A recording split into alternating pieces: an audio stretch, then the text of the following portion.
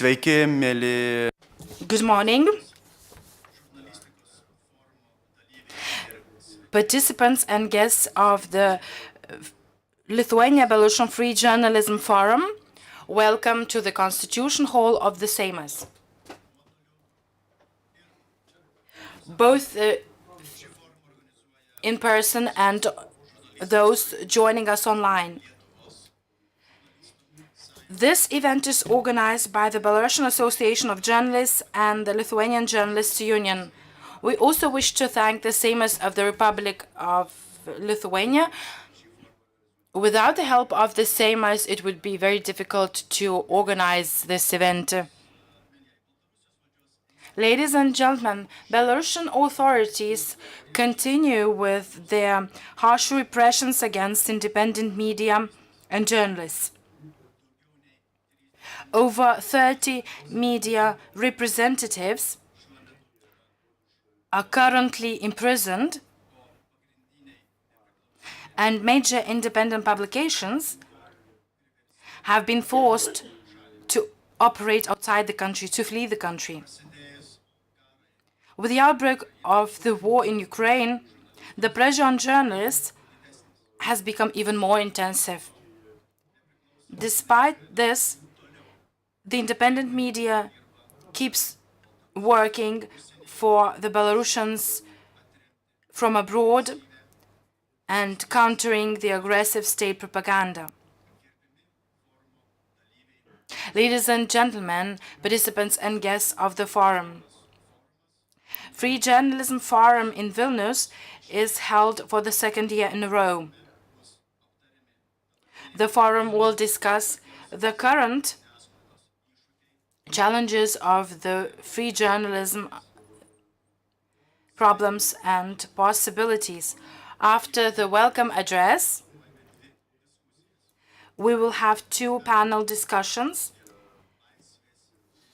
We will also have a coffee break, and we will award the Hope of Freedom Award to Oleg Hotsilovich, to the journalist of Radio Svoboda who has been released from prison recently. He spent 9 months there. Now, let us begin from our welcome address. I would like to give the floor to Svetlana Tsikhanovskaya.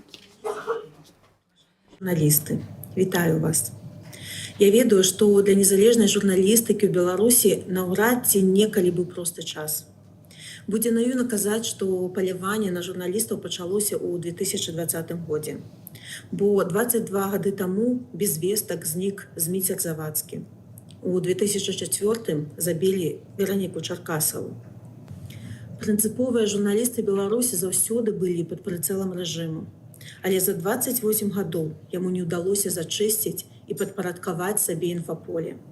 Праўда заўсёды прабівалася скрозь патокі прапаганды, нягледзячы на рэпрэсіі і пастаянны ціск на медыі. І за гэта, паважаныя журналісты, я хачу шчыра падзякаваць вам ад свайго імя і ад імя беларускага народа. Я шчыра дзякую вам за тое, які подзвіг вы робіце ва ўмовах недахопу людзей і магчымасцяў.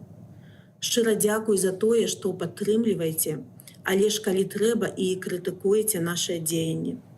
Шчыра дзякую, што не забывайцеся, дзеля чаго ўвогуле мы робім усё гэта. Сёння ў турмах і СІЗА Беларусі ў нечалавечых умовах сядзяць Ягор Марціновіч, Марына Золатава, Кацярына Андрэева, Саша Івулін, Ігор Лосік, Ксенія Луцкіна. Десяткі таленавітых прафесійных людзей сядзяць у поўнай ізаляцыі, пакутаюць ад катаванняў, толькі за тое, што рабілі сваю працу. Нягледзячы на маштаб рэпрэсіі, вы не здаліся. Наадварот, вы сталі працаваць утрая больш, каб хутчэй вызваліць сваіх калег, каб не дазволіць зноў падмануць беларусаў казкамі пра стабільнасць і прыдуманых ворагаў. Беларусы, нягледзячы на ўсе намаганні расійскай і беларускай прапаганды, дакладна ведаюць, дзе вораг.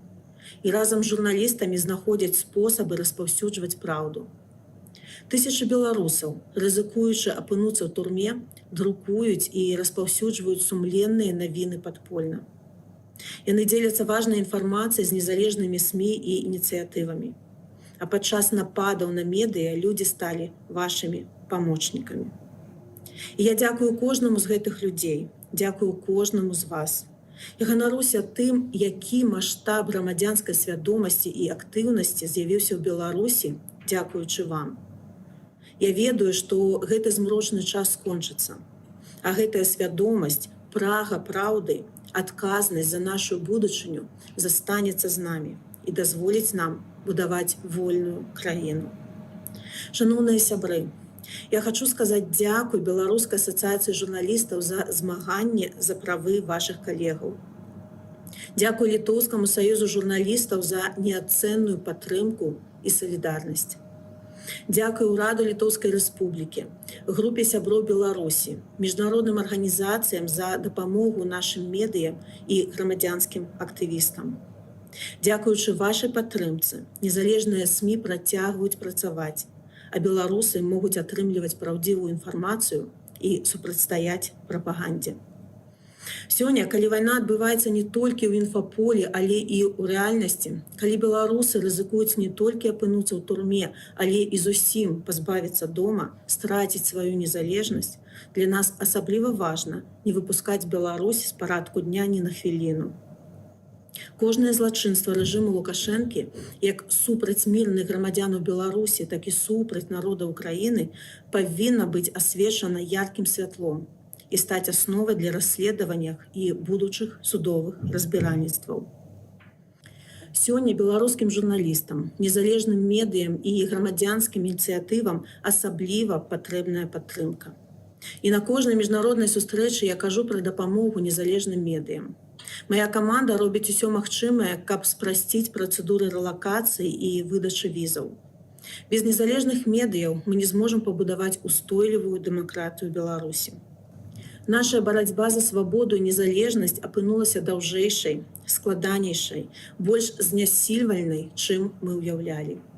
І захапляюся кожным, хто вытрымаў, хто не зламаўся і працягвае працу. Я ведаю, што зараз абстаноўка здаецца значна больш змрочнай, але дзякуючы вашым намаганням у нас ёсць шанец вярнуць нашу краіну народу. Таму кожны дзень, кожны з нас павінен працягваць рабіць сваю справу. Памятаць пра тое, што наш абавязак быць творцамі, а не разбуральнікамі, аб'ядноўваць, а не падзяляць нацыю. Я хачу нагадаць вам, што для нас, вашых чытачоў, слухачоў і гледачоў, вы героі. І гэтую адказнасць не проста несці, але ж мы ведаем, што вы да яе гатовыя. Дзякуй вам. Жыве Беларусь. Ačiū labai. Thank you. And now I would like to give the floor to Andrei Bastunets, head of the Belarusian Association of Journalists. Mr. Andrei, the floor is yours.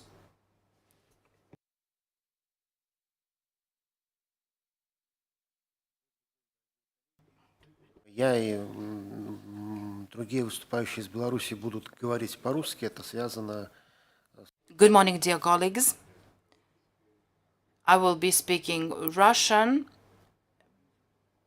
as well as my colleagues.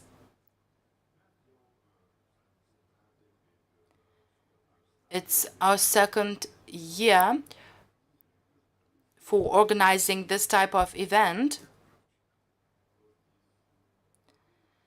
We invite journalists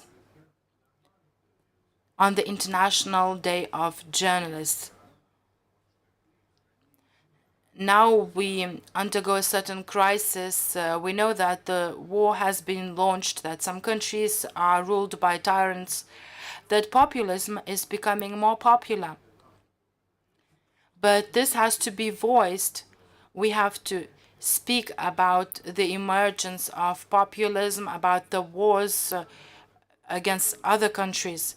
It is quite understandable that when human rights are being violated for one group, this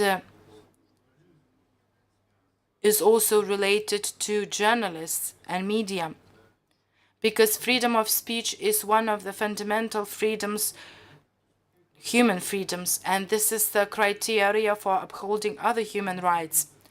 If these rights are violated, we may say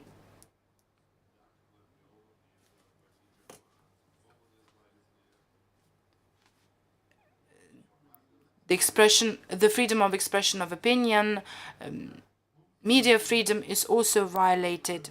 But the solidarity of our colleagues helps us to survive. We're grateful to them for their support. We really feel this support. We feel the support of the Lithuanian Journalists Union. We also appreciate the efforts of the Seimas, because this is the second event organized in the Seimas. And this forum is one of the solidarity forums. We can discuss our problems in this forum, and therefore I would like to wish every success to our work.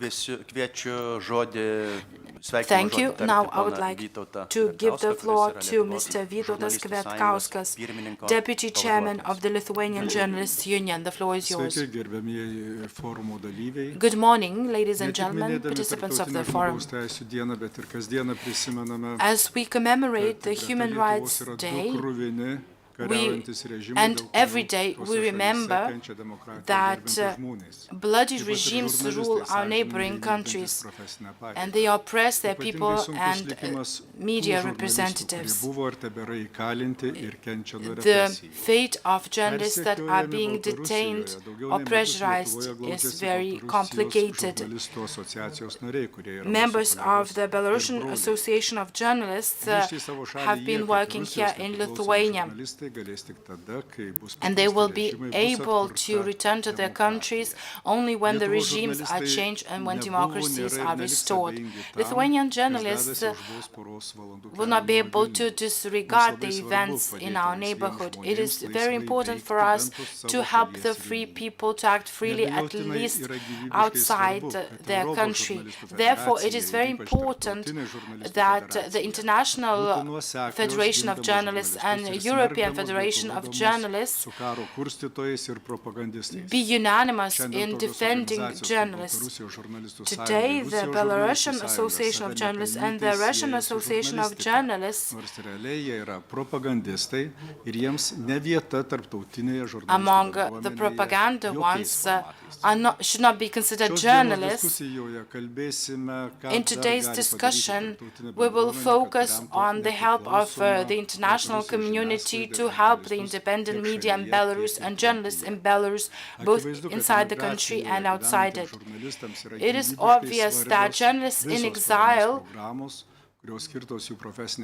can use any programs for support of their careers and for their jobs. They should be supported by the European Union and other funds. Journalists' rights defense is closely related to political leadership, and constant focus in OSCE, the Council of Europe, and other formats should be taken. This is the position that has been taken by Lithuania and its political leaders, as well as the political leaders of the Nordic countries.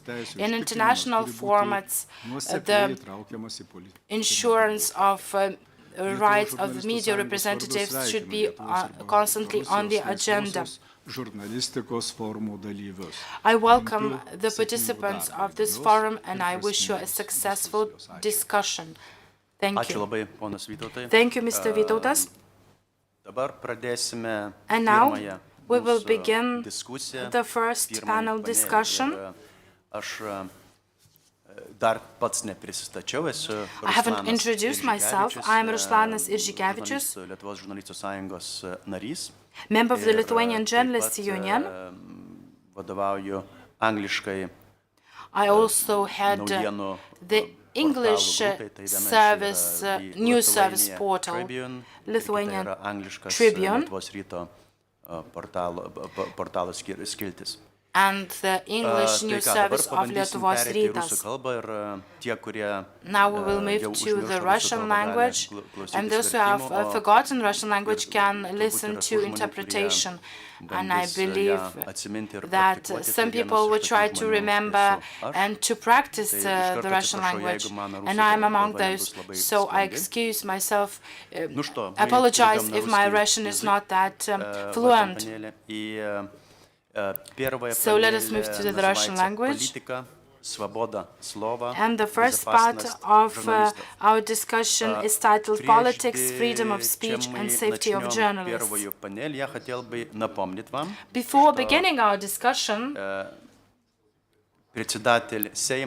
would like to remind you that the Speaker of the Seimas, Viktorija Čmilytė Nilsen,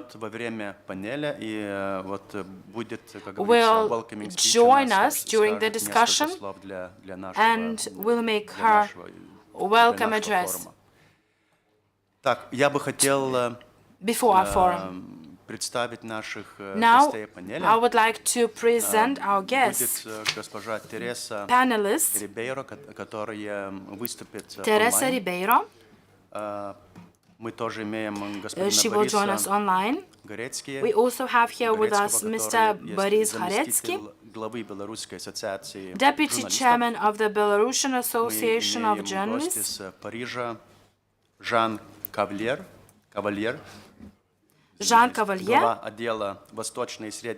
Head of the Eastern Europe and Central Asia Reporters Without Borders. We also have Žygimantas Pavilionis, Chair of the Foreign Affairs Committee of the Lithuanian Seimas and Head of the Parliamentary Group for Democratic Belarus.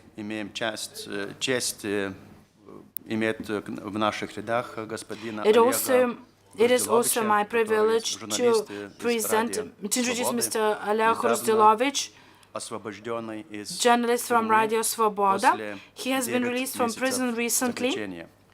He spent 9 months there. Therefore,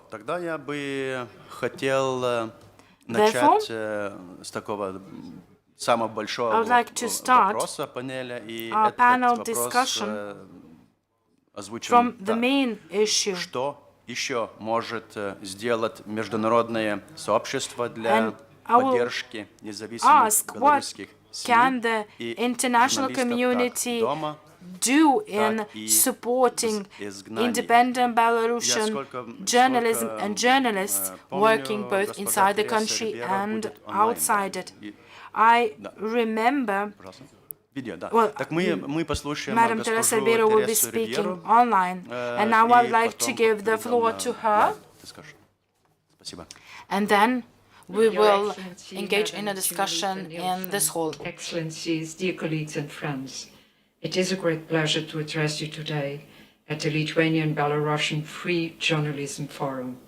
At the similar forum 1 year ago, I underlined that media freedom is on a steep decline in the OSCE region, as journalists are becoming less free and less safe in carrying out their professional duties. Regrettably, independent media continues facing great challenges in many OSCE participating states, and the situation around safety of journalists and other media actors remains worrying. As we all know, the aggressive invasion of the Russian Federation on the sovereign state of Ukraine has taken and is still taking a terrible toll on the lives and livelihoods of the Ukrainian people. It also resulted in an unprecedented crackdown on media freedom and safety of journalists. Many of the colleagues in Ukraine have been injured, abducted, attacked, and some paid the ultimate price with their lives while performing their important work. In Belarus, journalists and media workers continue to face judicial reprisals and lengthy prison sentences for their independent reporting. The cases of persecution in the past 2 years show a clear pattern of systematic repression of independent journalism in the country. This is deeply concerning and unacceptable. I continue to monitor the situation closely, and on many occasions I have condemned the restrictive practices and called for the immediate and unconditional release of all affected media workers. The war in Ukraine has also affected the already difficult situation for many Belarusian media actors who are forced to leave their homes, including some participants of today's forum. Despite the various challenges, you continue to provide crucial information of public interest to your fellow citizens, as well as inform the international community about the situation in Belarus.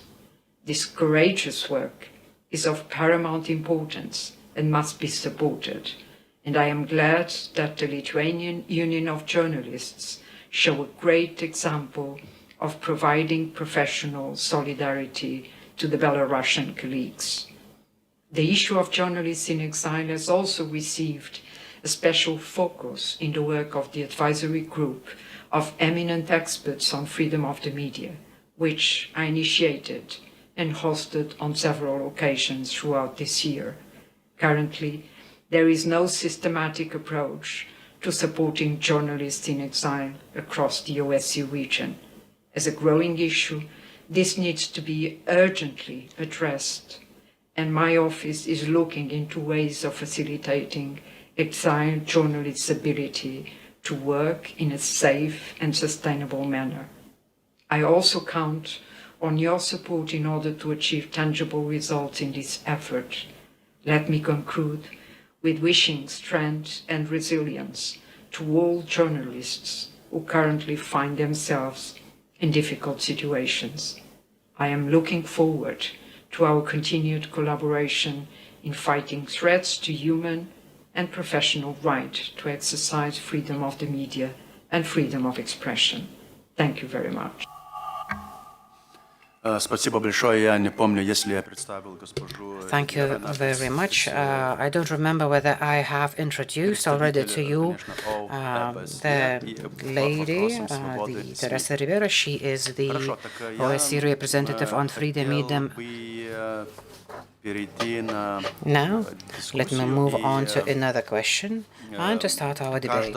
Из наших панелистов попрошу Every panelist сказал, говорил, ответить, ну, что они думают про это. Так, господин will have to answer the main question of this panel. Добрый день, дорогие коллеги.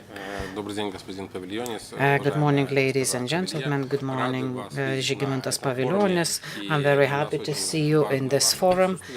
It is very important for us to see you here.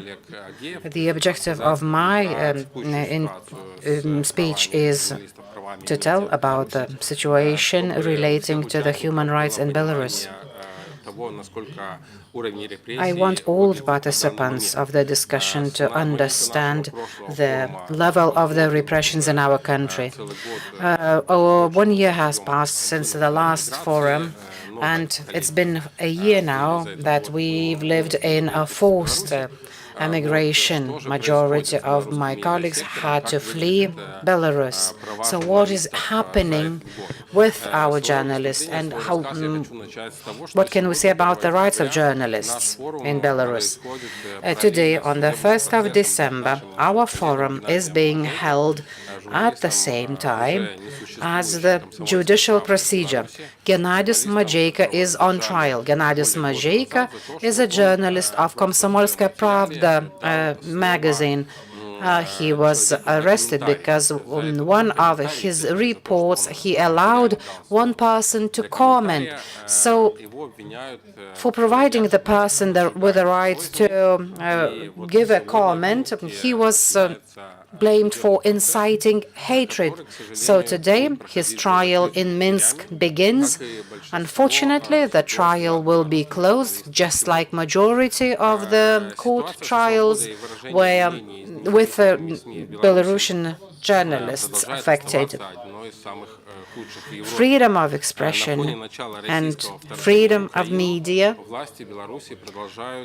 is, when it comes to freedom of media and freedom of expression, the situation in Belarus is very difficult. Journalists face charges. Currently, there are 32 Belarusian journalists imprisoned. And if last year, at the same time, majority of our colleagues, and the forum was held on the 10th of December last year, if you remember, so the day before that forum, Mr. Gruzdilovich was arrested. Today he has an opportunity to participate in the forum. So majority of the colleagues last year were in prison cells and were waiting for the court decisions. Majority of our colleagues now have already received a sentence of 1 year and are sent to imprisonment places.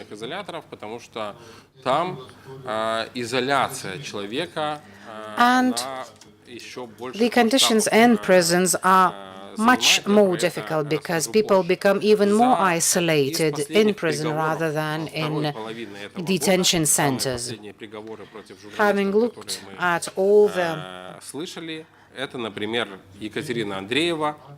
decisions by the court, for example, Yekaterina Yevdeyeva received 8 years, Alexandra was sentenced to 14 years of imprisonment, Ivashevas 13 years of imprisonment, Novoshilovas 6 years of imprisonment, Yaroslavnikova 5 years of imprisonment, Sergei Savtsov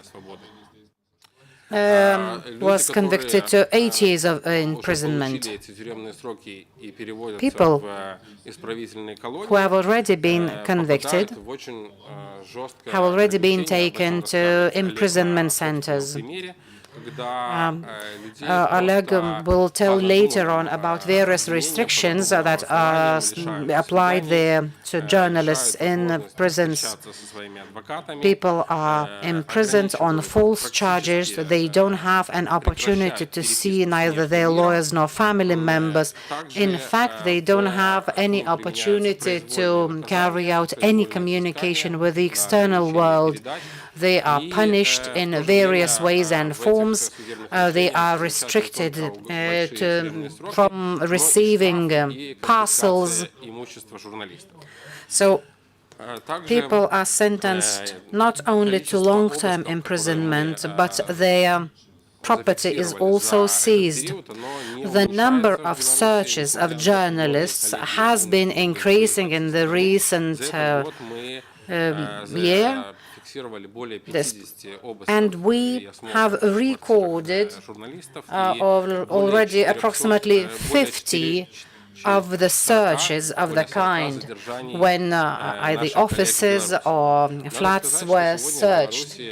Approximately 40 journalists were detained during those searches.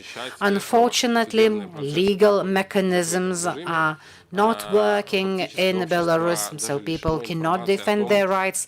Court trials are usually closed, and society does not even receive any information on what charges journalists have been sentenced.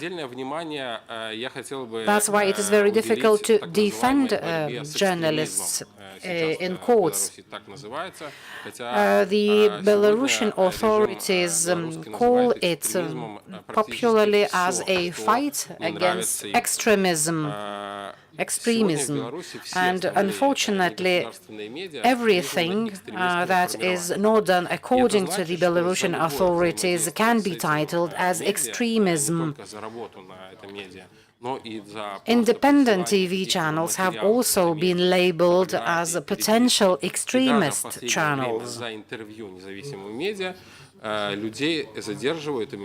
For example, if one or another office sends some information from foreign countries, journalists might be detained and sentenced.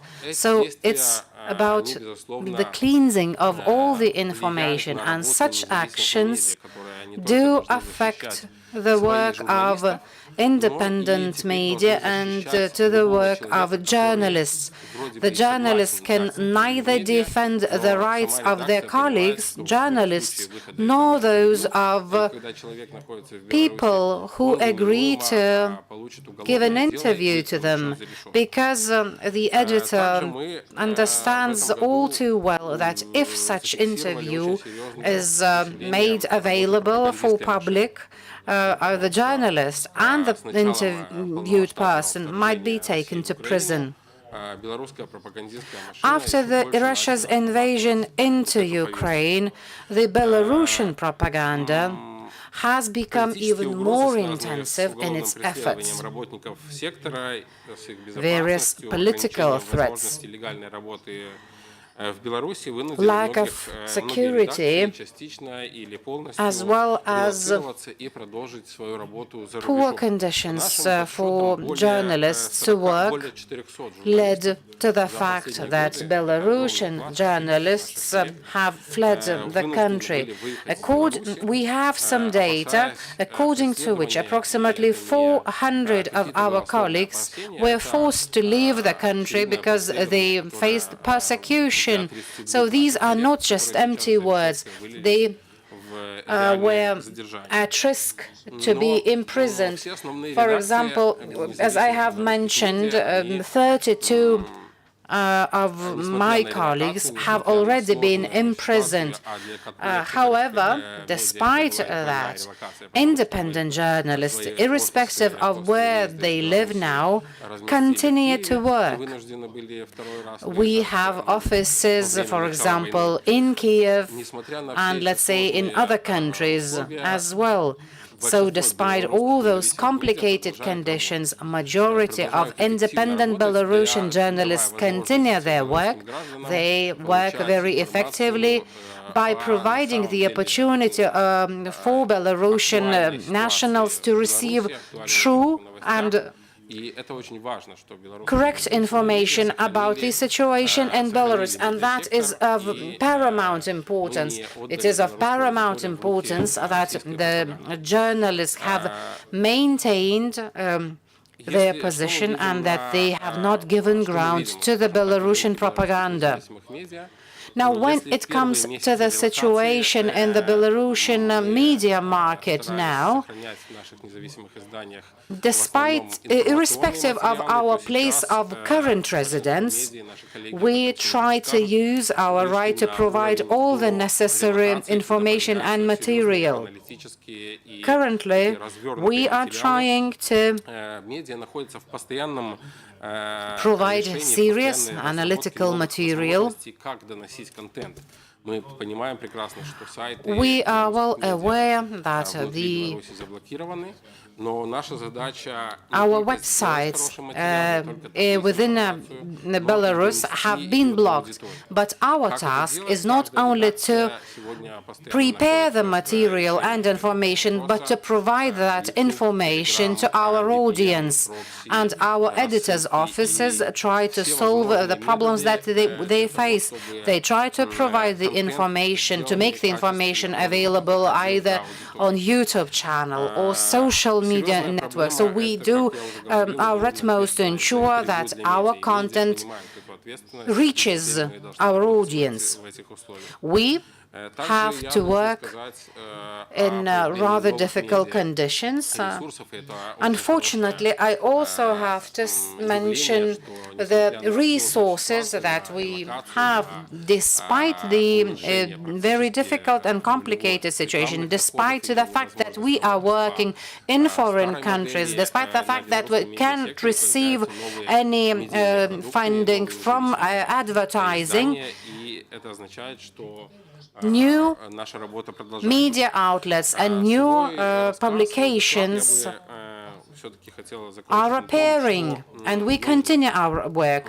I'd like to conclude my speech by saying that Belarusian journalists А работа внутри страны, она Well, сейчас максимально I do see опасна. which Belarusian journalists live and work within Belarus. We know that it is very difficult to work for them in the country. We can't even mention their names.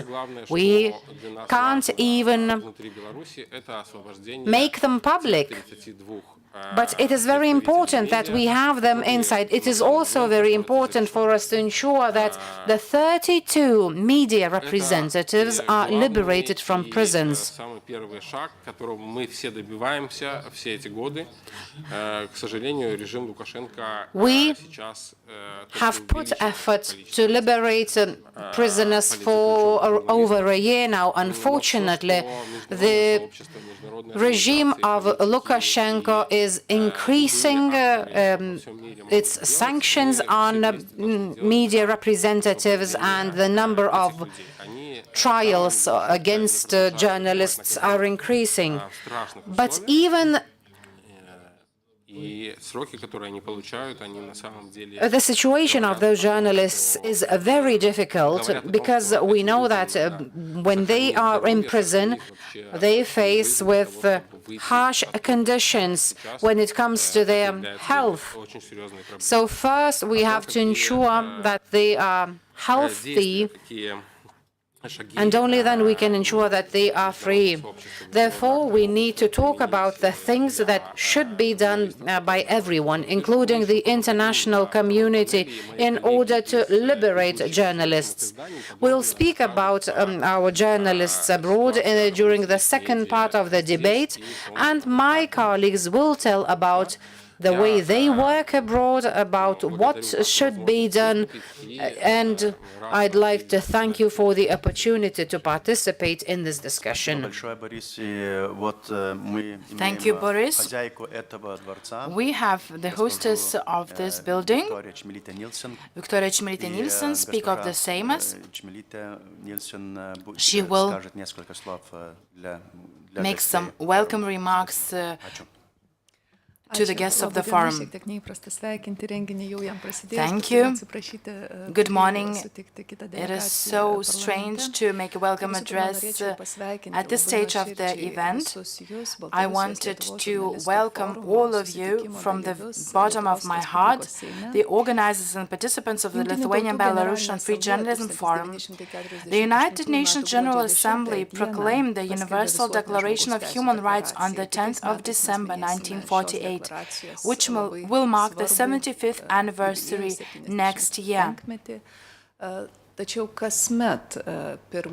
To mark this crucial event in the history of human rights, the 10th of December has been declared as Human Rights Day.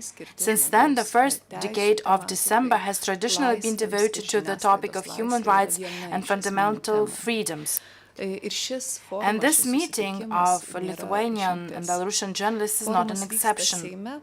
This forum is hosted by the Seimas, which highlights once again that societal and civic processes in the neighboring Belarus remain at the center of our attention. Lithuanian politicians and Lithuanian media and society really focus on it. 2 years ago, the European Parliament awarded the Sakharov Prize for Freedom of Thought to the Belarusian opposition. This was an inspiring and meaningful tribute to the Belarusian political struggle against dictatorship. For its part, the Lithuanian journalist community awarded the Hope for Freedom Award to imprisoned Belarusian journalists detained for discharging their professional duty. Belarusian journalists have taken key positions in their fight for freedom, free speech, and independent media. As you have already mentioned, Boris, 32 media representatives are currently imprisoned in inhumane conditions, and in 2020, during the numerous protests on the streets of Belarus, media representatives were on the front lines of this resistance to Lukashenko's regime, and therefore they suffered repression. As the war started against Ukraine, the repressions intensified. The regime understands that Ukraine is fighting not only for its freedom but also for democracy in Belarus.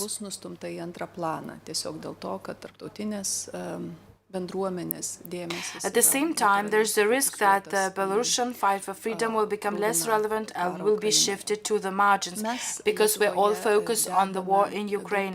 We're doing our utmost in Lithuania to prevent this from happening. Vilnius has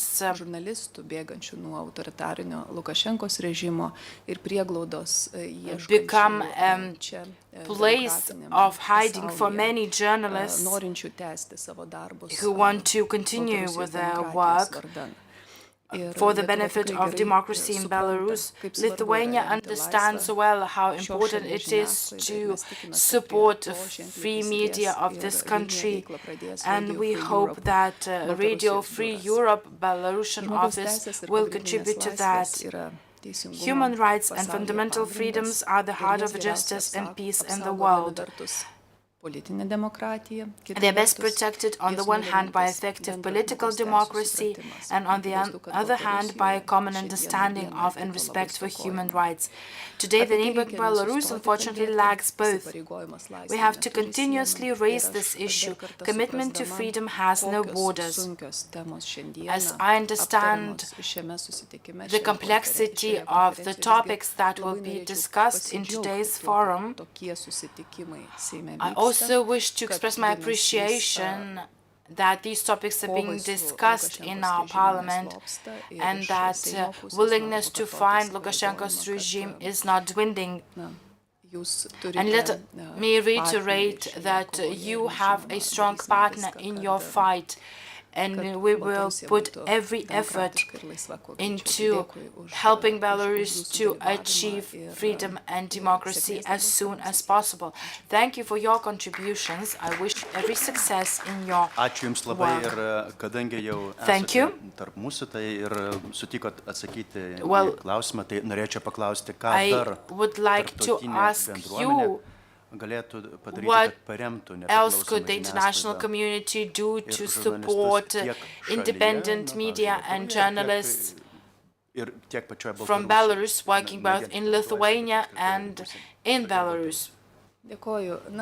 Thank you. Dabar žinot, daugelis susitikimų su Different užsienio meetings partneriais with foreign prasideda partners nuo žvelgimo begin atgal į from 2020 metų recollections of 2020 August nebuvo padaryta and pakankamai, kad būtų palaikyti expressing taikūs protestai prieš Lukašenkos režimą, kad pritrūko visai nedaug ir galbūt istorijos kryptis the sorrow būtų that visai kitaip nuėjus ir šiandieną mes the neturėtume situation karo might have Ukrainoje. changed if Turime tai, different ką turime, actions turime were taken. pripažinti ir savo klaidas. We have to admit Man our own rodos, mistakes. esminis dalykas yra But I think the essential thing nesustoti skirti is to dėmesio, continue with our attention Baltarusijai, on Belarus, neleisti nueiti šiai problematikai į antrą planą. not ką to jau kalbėjau, allow tokia this grėsmė yra. topic Ir, to man be rodos, shifted tos to the iniciatyvos, margins, kurios yra, and the nukreiptos, initiatives tarkim, that are tarptautinės targeted, bendruomenės į, I mean the pastangas initiatives of the padėti, international community and išlaisvinti its žiniasklaidos efforts atstovus iš kalėjimų, nors targeted kol kas towards jos yra freeing bergždžios, bet jos media turi representatives from nesilpnėti, prisons. neslopti. So O far, they šiandien have not been bendrai very successful, suprantama, but they kad, have to karas continue. Ukrainoje turi The war didžiulę, in Ukraine turi has didžiulę įtaką, a kokia, huge influence tam, koks likimas laukia ir on the Lukašenkos režimo. fate Mes matome tai of iš, Lukashenko's to regime. didelio ryšio, kuris yra tarp And we dviejų see diktatorių this ir great suprantama, kad relationship between two dictators. Therefore, we realize that by helping Belarus and Ukraine, we are striving for the same objective. I'm very glad that Vilnius will host Radio Free Europe Belarus office. We can do our best to ensure physical security for Belarusian journalists so that they can continue their work and spread free and independent information against the propaganda from a safe location. It is evident that we do not have one recipe and one simple solution. We are supporting your struggle, and you are the people who are enduring the very worst consequences of this struggle. And certainly we are putting all our efforts into making you safe. One more question. You speak with the world leaders and often stress that it is necessary to support the issue of Belarus and to keep it high on the agenda. And it is becoming more difficult to do that in the context of the war in Ukraine. Or when you speak to our foreign partners, do you feel that there is an understanding that the events and developments in Belarus are very important and that this struggle should be supported? I will share my own experience. Every meeting with foreign colleagues, speakers of parliaments, starts and ends by addressing two topics. They need to support Ukraine and to support Belarusian opposition and fight against Lukashenko's regime. So these are the two major items that are on the agendas of every foreign meeting. I must say that our opinion is heard because we have great experience in that. We have a longer border with Belarus, and we are in a very good position to deliver this message. Certainly, we wish to have more support and to get more support. On our part, we put all the diplomatic efforts, all the political efforts to ensure that support. Committees of our parliament, for example, the Committee on Foreign Affairs, we have Žygimantas Pavilionis, chair of this committee. Every year he organizes events that are dedicated to supporting Belarusian opposition, and it is very important to continue with this line. And we are going to do that. Therefore, support of the Belarusian agenda is very important for the countries in our region, and this is our mission. Thank you very much for your answers. Now, I would like to ask Madam Jean Cavalier, head of the Eastern Europe and Central Asia at Reporters Without Borders.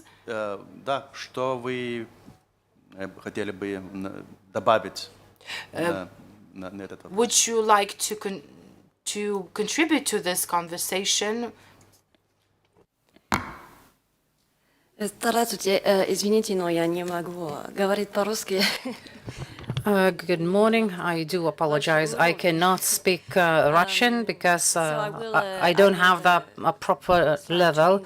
So I will be speaking English. Thank you very much to the Lithuanian Parliament and to Bash for their invitation.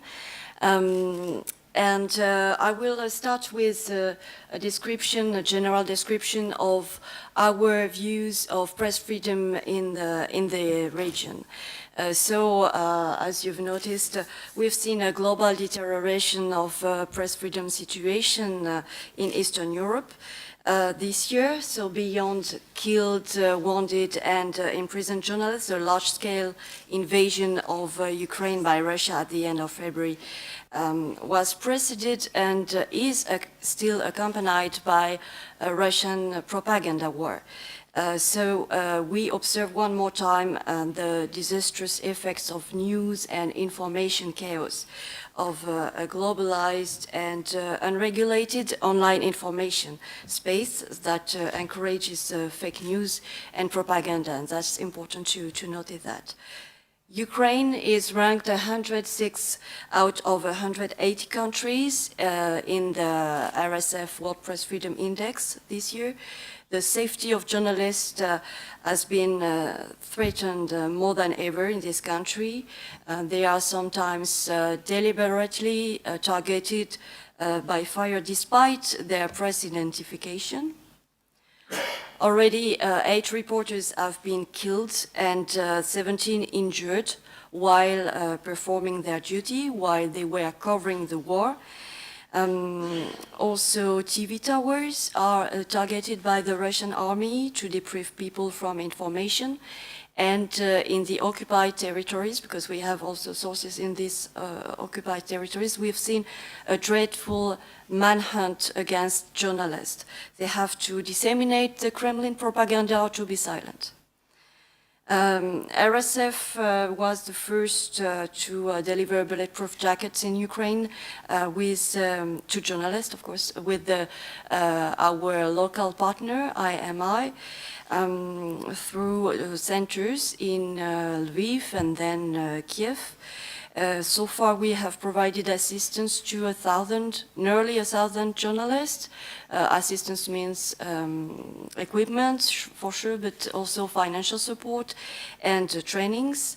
And our priorities in the coming weeks are the provision of energy equipment to the Ukrainian media and journalists so that they could continue to work, as well as training in safety, physical safety and first aid. And we encourage, of course, every country and every organization to do the same.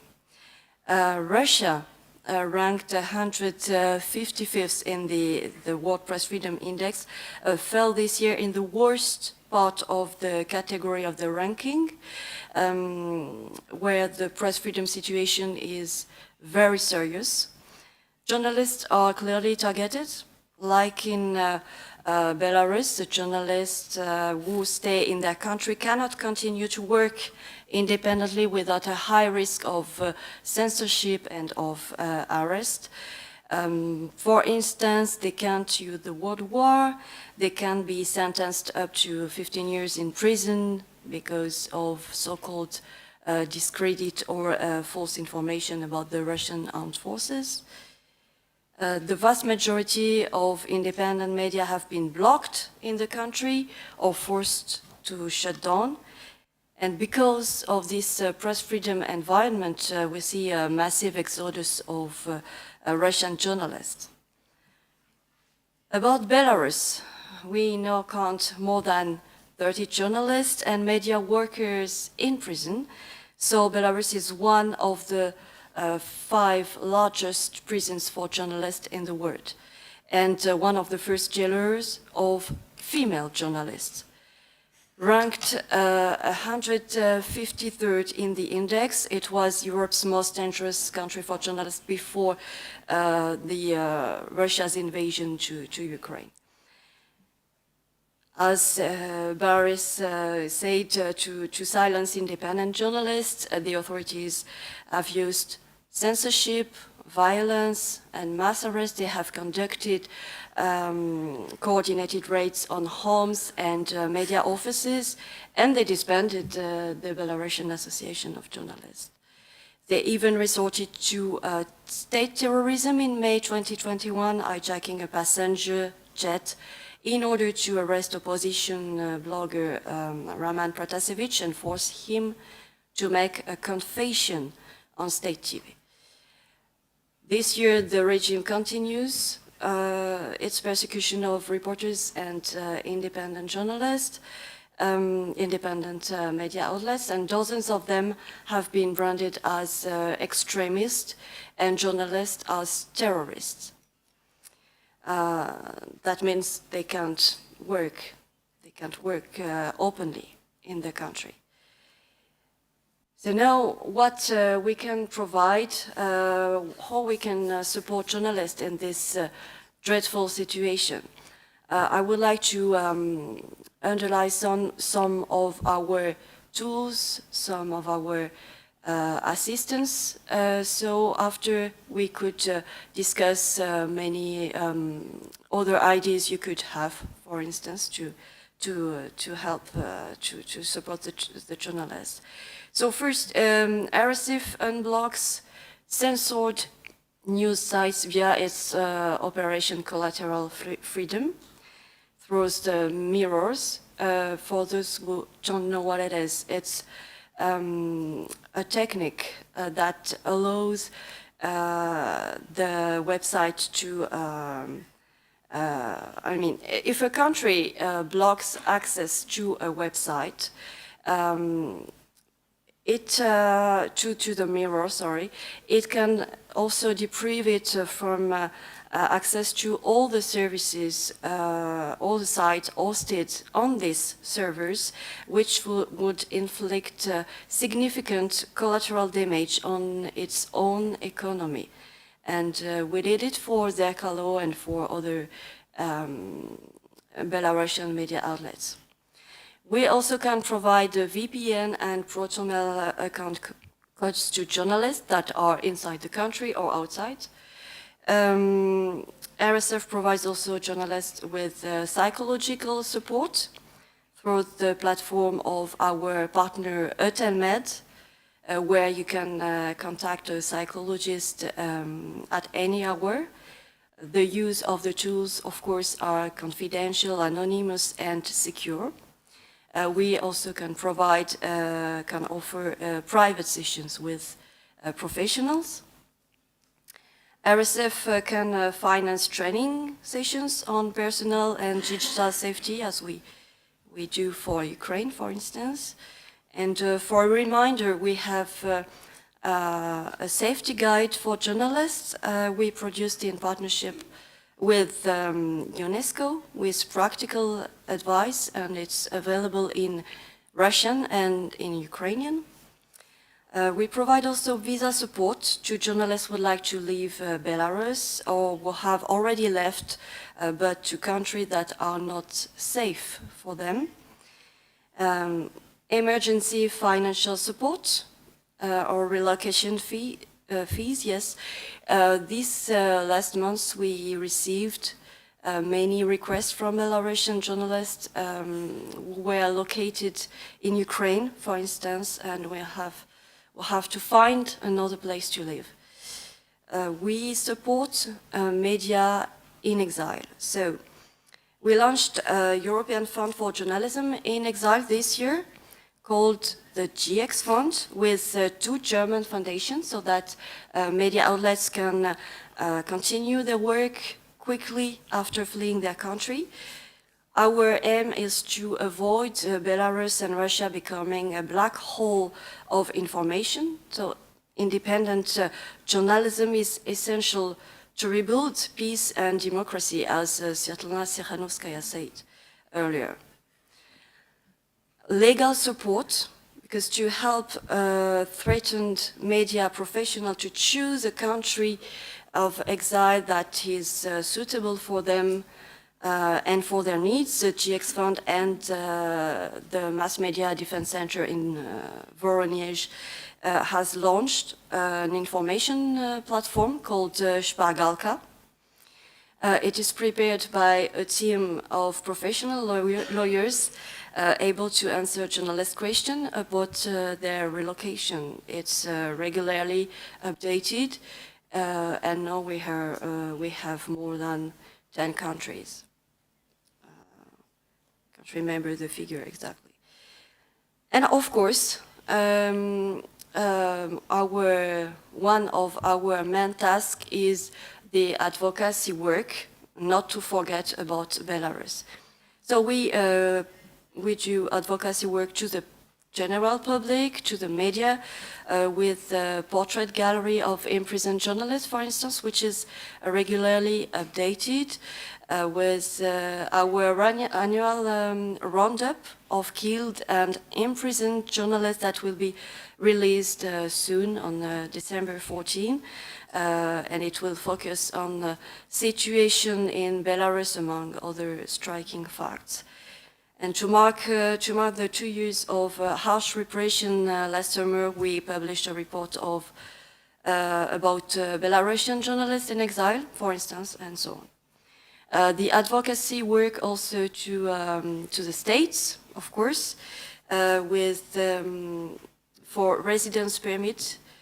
We urge the states to assist the journalists in the process of applying and to speed up the process, and to put also political pressure to grasp every opportunity to urge the Belarusian regime to stop harassing and imprisoning journalists. We advocate also to organizations, and for instance, RSF has advocated since 2015 for the creation of a special envoy for the safety of journalists by the UN Secretary General, with recommendations for his mandate for a real change, because it's necessary to increase prevention and to raise accountability for crimes against journalists. Last but not least, we try to fight back for the respect of the international laws when there is a deliberate policy to target the information on a large scale, if it showed the need of focusing specifically on crimes against journalists, to identify, to prosecute, and to sanction the perpetrators at highest level. For instance, RSF filed 7 complaints on 44 war crimes with the International Criminal Court and Ukraine's Prosecutor General.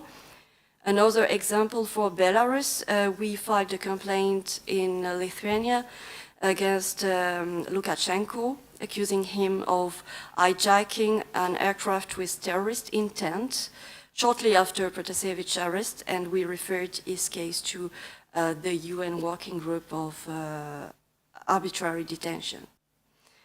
Okay, thank you very much for your attention. I'm open to your question, and to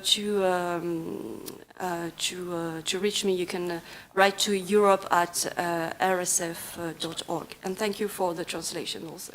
Thank you so much. And just since we're on the topic and we're having you on the microphone, I would like to ask about international pressure on Belarusian and the Russian regimes in regards to the media freedom. Do you think we still have any possibilities, any tools in our magical toolbox to pressurize those regimes? Because it seems that they just don't care. They don't care. It's for them, it's just another day. They really doing whatever they want to do despite any criticism from the international community. Can we do anything else on the top of that?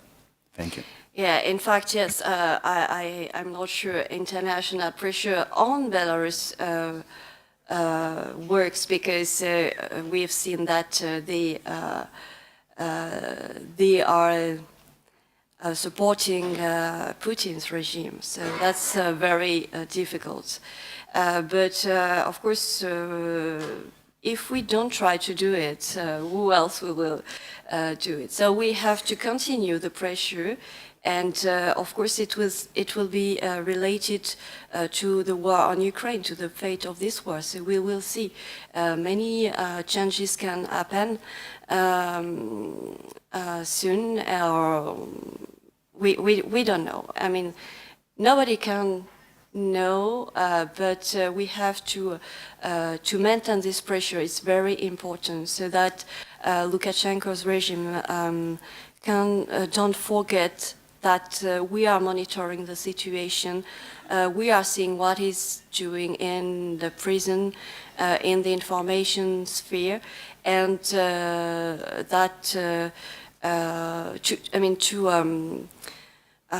put all the chances from our side for the journalists not to be even more pressure. So we have to keep this pressure to show that we are supporting, the International Committee is supporting Belarusian, and that we see that his acts are related to Russia.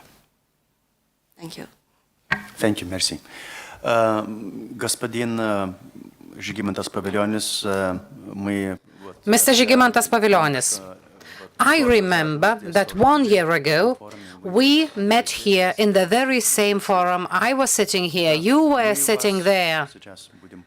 So we are going to listen to you now. The floor is yours, Mr. Chair. Thank you. I will try to speak in a very strange Russian language, and the things that I will say will be some of my personal insights, personal experience from my work as a diplomat from the year 2014. Well, I believe I am an old politician already. Let me start from the question that you have posed. I don't like the question. You asked what we could do what the international could do for you. I believe that this is the diagnosis of the problem. Majority of Belarusians are waiting for the world, for the international community to do something. And that's a huge mistake. I have always liked the phrase of Kennedy, don't think what the state can do for you, just think what you can do for the state. What specifically Belarus have done in the period, over the period of 30 years to ensure that there is no shadow zone or to escape this occupation. Even today, and I am feeling that now that dissidents and journalists are waiting for us to do something, but we are doing, we continue to do, and I can assure you that we will continue to do to ensure that Lithuania is your home of freedom.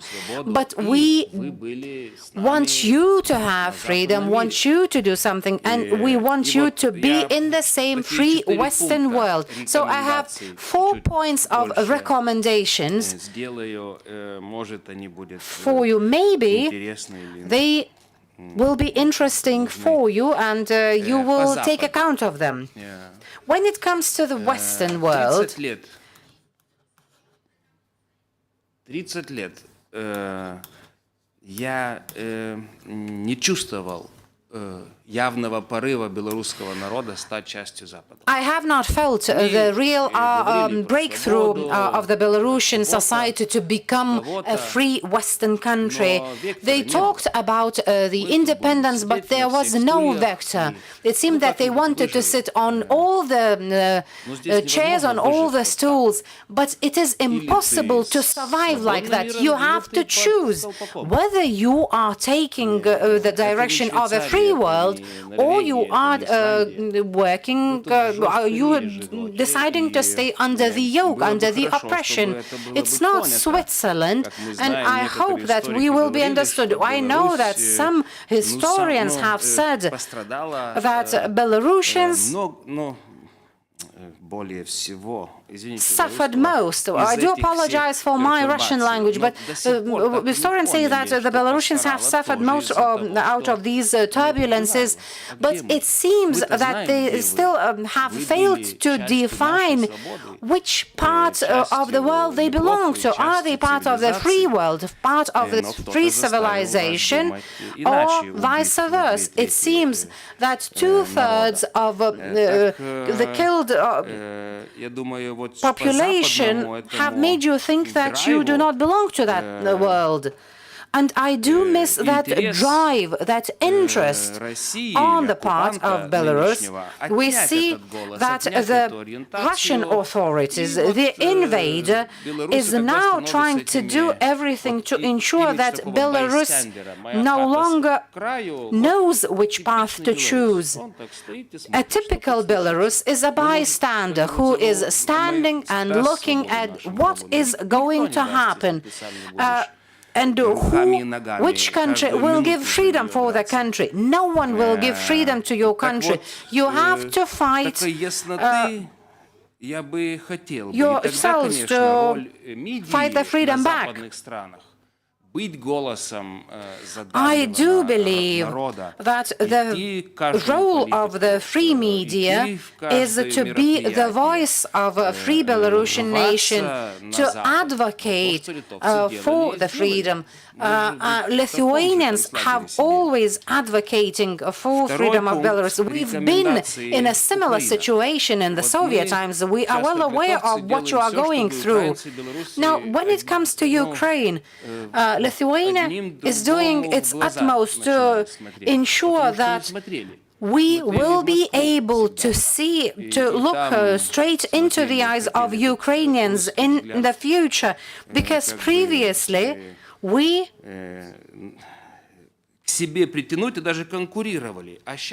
were competing with Ukraine, while now the future of the region will depend on the victory of Ukraine.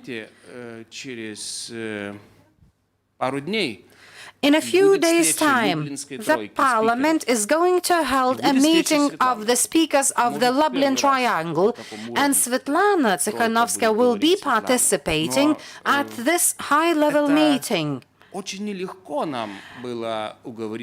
was rather difficult for us to convince the Ukrainians to meet with Svetlana because they were not sure why they should shake hands with someone who is sitting somewhere and is not helping us, Ukrainians. Neither, let's say, in any way is not helping, neither in the partisan way. Well, we do understand that, and we think that your fight should be a pro-Ukrainian fight. Today, we are all Ukrainians, and you have to be Ukrainians too. We know, we all know that quite a lot of atrocities have been conducted from the territory of Belarus. You have to check the situation and to see, you have to synchronize your actions with those of Ukrainians. And with the, if you want to see your country free. A third point concerns Russia. You, just like majority of us are Russian-speaking population, you have friends in Russia, you can influence Russian society. Therefore, we must do our utmost to stop this blood-stained, brutal machine that is destroying not only Ukraine, but also Belarus. We have to reach out to the Russian society and to explain the things, and because they have to know that the Russian authorities are committing the killing of their own nation. And the last point, the most difficult one, is that what you have to do in your own country, in Belarus. Because I do have, I feel from every Belarusian, and that's self-understandable, there's some fear КГБ и все эти KGB оккупанты, они очень and хорошие all those внушать, invaders are боязнь, very good at instilling fear, страх. at instilling fear. Этим они и владеют. And these are the Но как tools так they have можно, in their possession. But что how народ come 10 миллионов европейцев, that a который nation of потерпел 10 million Europeans that has всего suffered крови, a он lot of просто стоит на atrocities, боку и смотрит на is это, simply и standing ждет чего-то. and Может waiting быть, for я этого something. никак не понимаю. How come? How И не can this понимаю, как happen? литовец, I который find it difficult to understand. And болеет as a за ваше дело уже Lithuanian 30 лет, who has been advocating дипломат, for your cause бывший for и 30 нынешний years, политик, который and as a занимается former иностранными делами, я diplomat, знаю простую правду. and Вот as a politician, историческое окно I do see an открылось, open window и of вот щас opportunity. закрывается. The window has вот такое opened, же but it окно, will которое soon было в close. It's the 18-19 same window году, that was open in бывшего 2018. столетия, или в 90-х In что-то было 1990s, похоже. well, there was something И вот similar щас in для нашего 1990s. региона And now большой our исторический region шанс. sees a very huge historical И chance. Украинцы Ukrainians меняют историю, и они поменяют Ukrainians are the ones to change the history, and they will change, they will definitely change the history. But how come that Belarusians fail to understand историю. that? Я никак не могу понять. I still can't Потому grasp что, that. да, все боятся. Я Well, вот, yes, everyone is afraid. Everyone has fear. Weekend где-то там говорил в Европе. On the weekend, Мы выйдем на улицу, I нас talked to убьют. Belarusians, and Ну, they я said здесь that стоял, if we вот go здесь on стоял, streets, и я we will боялся, be что killed. меня убьют. I was also мы afraid, стояли, as I was standing мы right выстояли. here several decades ago. украинцы But каждый we день were стоят, standing, да. and we Ну, withstood. что убьет? Ukrainians Ну, и пусть have to убивает. stand on a daily basis, Это and лучше, they чем are стать, being killed. преступником. But it is Это лучше better видеть, than что to из твоей become территории a стреляют criminal. в братьев и It is сестрах, и better than уничтожает to watch женщин, и your сейчас brothers уже, and sisters being killed убивает, from your own холодом. territory. It Это is лучше, a чем видеть crime Бучи и to Ирпени и watch знать, что это the не events in произошло бы, Bucha если бы and я Irpin, всё and to сделал know на своей that территории, this потому что would not танки have шли, happened эти убийцы if шли с белорусской I территории.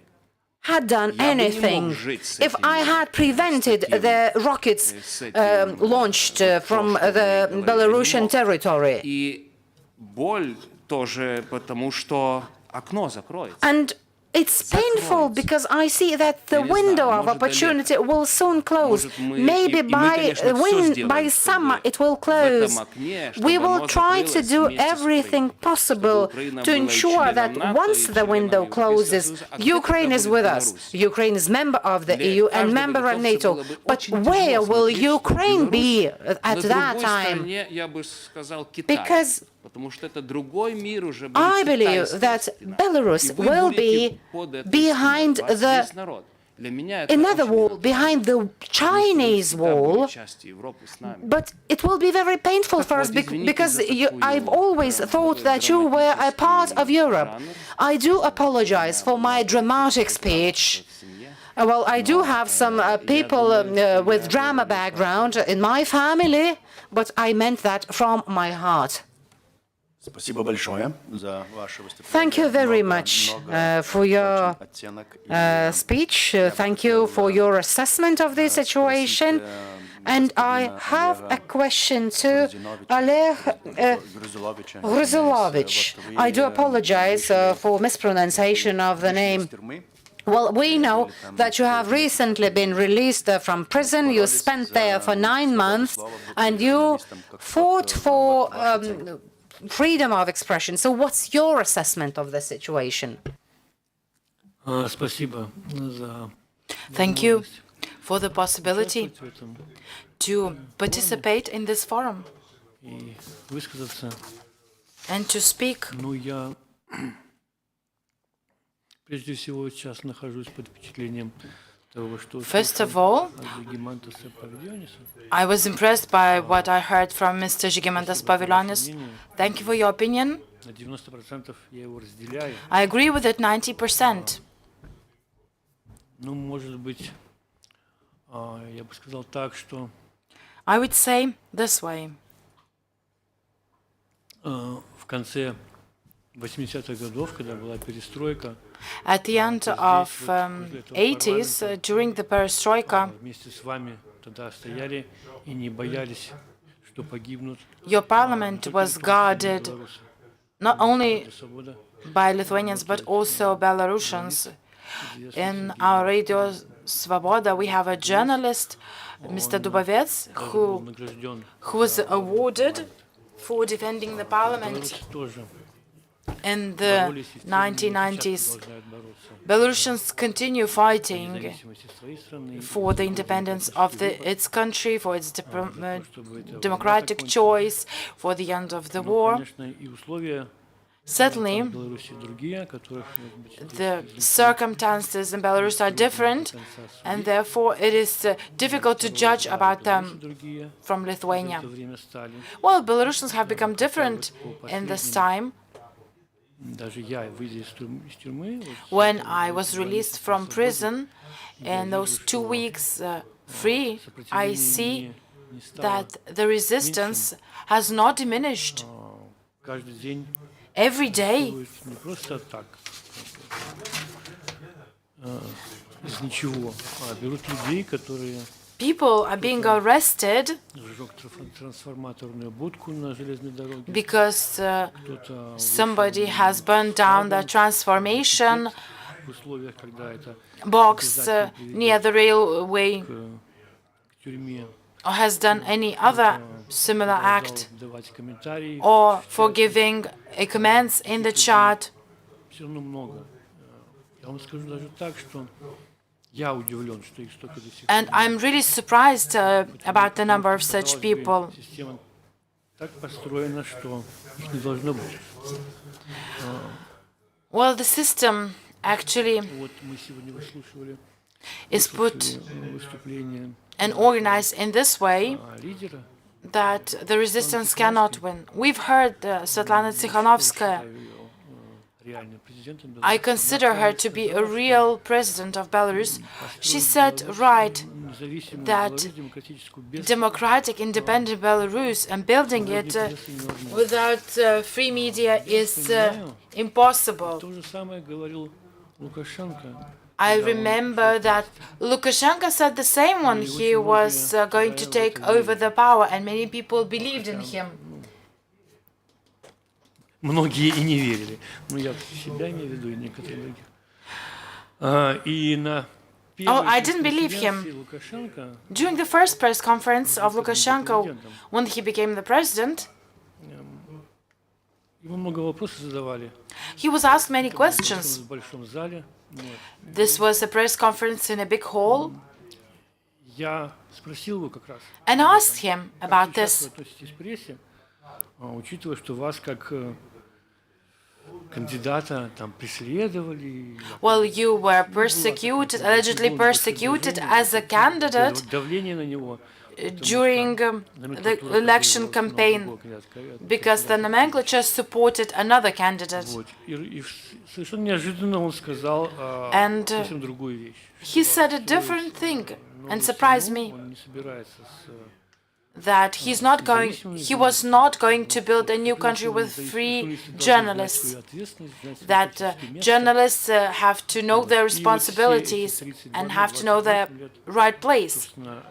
все делалось для того, чтобы And пресса while стала быть независимой he has been in power, we've been going in this direction. 30 лет So this is the consequence of this 30 years of going into the situation которые when нам от этого становится стыдно. you say things that we are ashamed of, Мы себя чувствуем, знаете, вот как в классе, когда and we feel like pupils being told off by teachers почему when a teacher asks, присутствует так много в классе.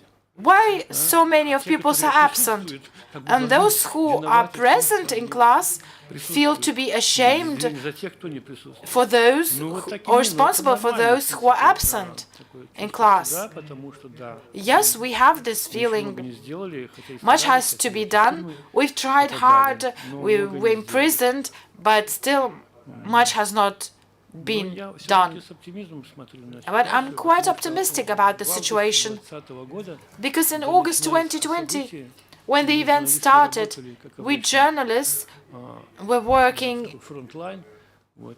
as usual on the front Мы lines. делали это с небольшой надеждой, что что-то We будет had меняться. Мы hopes всё-таки не до конца that представляли, что something will change. 2020 год будет Something would отличаться от change. 10-го. We never imagined that the year 2020 would be different from the year 2010. Белорусский Майдан небольшой. В 2010 году была In первая 2010, большая we площадь, had называем, когда a meeting 50 вышло сразу после выборов. in the or a rally Вот мы in the square with 50,000 participants. немножко больше, немножко Well, другой in формы, 2020, we thought that we would have a similar rally or event, подавлено властями. but that it would be suppressed quickly. But it turned out differently. Революция.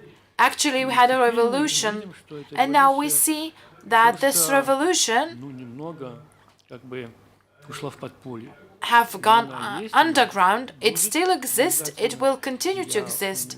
Уверен, что And I'm sure в будущем белорусским журналистам не будет стыдно. that future journalists in Belarus will not feel ashamed because of their counterparts. Спасибо большое. Thank you very much for your Хотел бы открыть contribution. And now I would like to open the floor наших гостей. and to Если invite есть other guests. вопросы, If you have any questions, ждем вопросы. please ask them. The floor is open for your questions. Please raise your hand. I have a question to Madam Cavalier. Reporters Without Borders works around the world. We are grateful for your attention to the Belarusian situation, but the reporter's card in your office with red and black countries, this is a leverage for us or a measurement of freedom of speech in one or another country. You work around the world. Could you give an evaluation of the Belarusian situation compared to the rest of the world? Are we red or black dot on the map? Is there enough information in the international public on the repressions against the media in Belarus?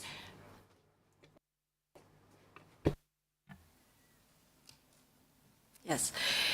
So, yes, the press freedom situation in Belarus, of course, is also, like in Russia, very bad, very serious.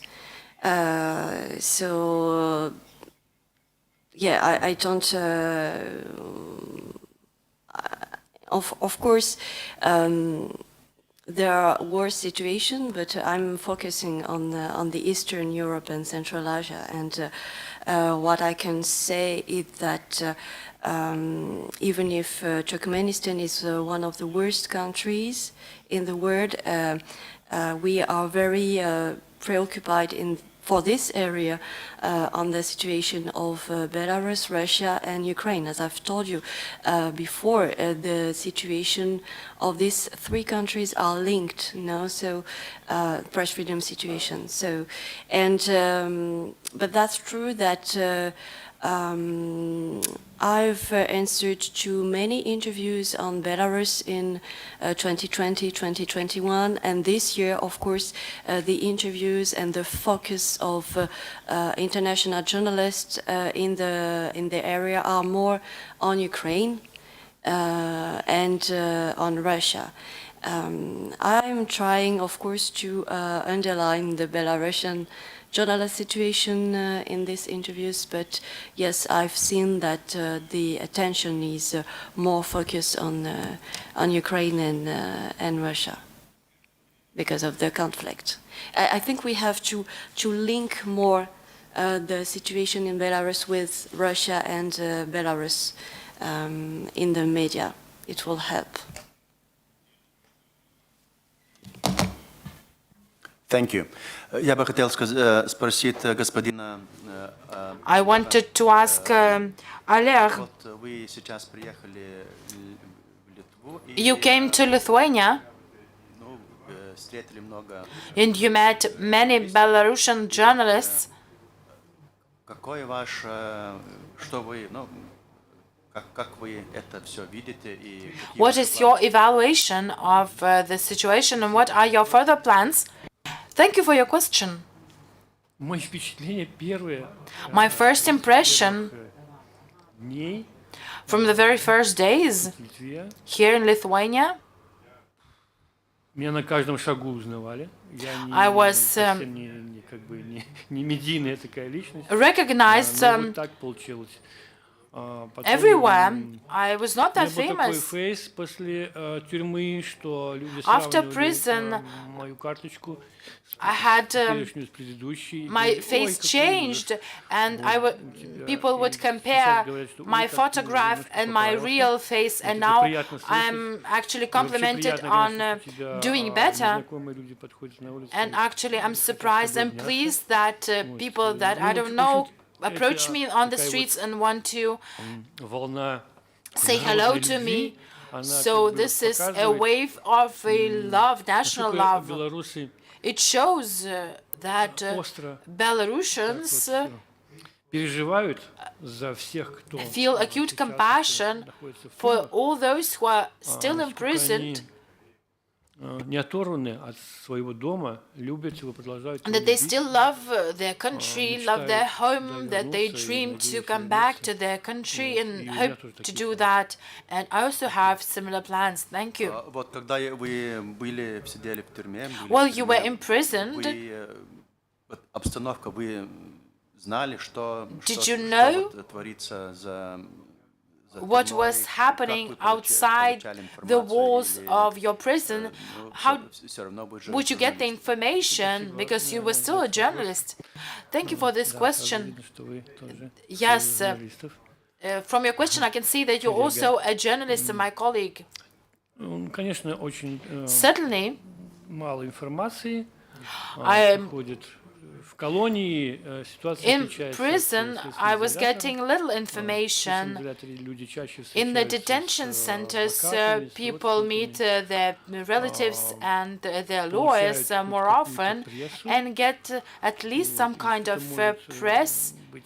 То есть где-то была у нас разбежка с информацией, с тем, что происходит, ну, несколько дней буквально. Вот, Well, for several начале days войны I had я this узнал от information. адвоката 25 числа.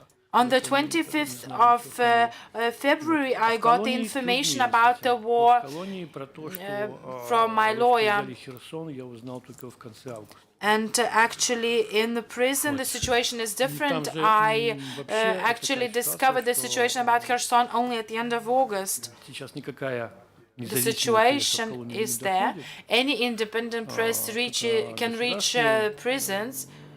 Only state or public media can reach prison. I think level has fallen drastically, and it can be compared to that of 1970s when I was still a school pupil. People watch TV, Belarusian channels actually broadcast Russian news or interpret this news and give it in Belarusian news.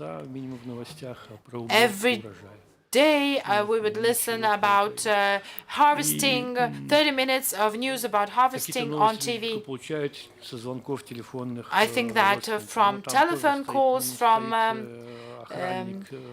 their relatives can we get the news, but actually we have officers listening to those phone calls. Phone calls have to be limited, the duration has to be limited, the topics discussed have to be limited. So in prison we get very little information. But actually we still feel hope in prison And this hope is much bigger than in the detention centers. And we can feel that this is the last stage, and after this stage, you will be freed. And actually, political prisoners are hoping for this freedom, for this release from prison. They really hope and trust that they would be released, and they really hope that Ukraine will finally withstand this war, and that Europe will continue helping Ukraine, and that Belarus Прежние реплики, что белорусы в конце концов will finally решат свою судьбу сами. decide their fate on their own. Спасибо. Есть вопросы? Thank you. Are there any more questions from the audience? Я No? хотел спросить Бориса. So I have my question to Boris. Все равно вот журналисты, которые приехали, Journalists живут в изгнании, who live in exile in Lithuania, вы потеряли свою вот публику в Беларуси. you lost your audience in Belarus, but you have this access. But it is very difficult to make the reports for Belarusian residents. Вот если посмотрим из точки финансов. From the point of finances, идет дела с финансированием how about funding действиям белорусских журналистов в Литве? of Belarusian journalists in Lithuania and funding media activities in Lithuania? Thank you, Ruslan. I invite the colleagues to join me in this discussion. And while responding to this question on our work, we will also discuss this in the next panel, which is called Journalism under War, Repression and Relocation. While returning to your question, while searching for funding and searching for possibilities to work, this is the main task for every independent media of Belarus. Our task of the Association of Journalists is actually related to that. Our main task is to retain the independent media sector. This is giving the possibility of to the Belarusian audience to get real news, to give them access to the real news about what is happening in Belarus and around the world. Preserving the media sector is not an abstract notion. This is a concrete action. We have described about the concrete needs for the free media sector, for the stable work of our editorial offices and all the colleagues who work here. These are the journalists and editor centers have been doing great job after having been detained and then released. We continue our work here, though, for example, criminal cases have been opened against some of us. We are not waiting for freedom to fall upon us, so we are working every day, and we don't have the possibility to come back home or to meet our family and relatives. In order to continue this work, every editorial office is looking for financial resources, because media cannot be sustained on enthusiasm.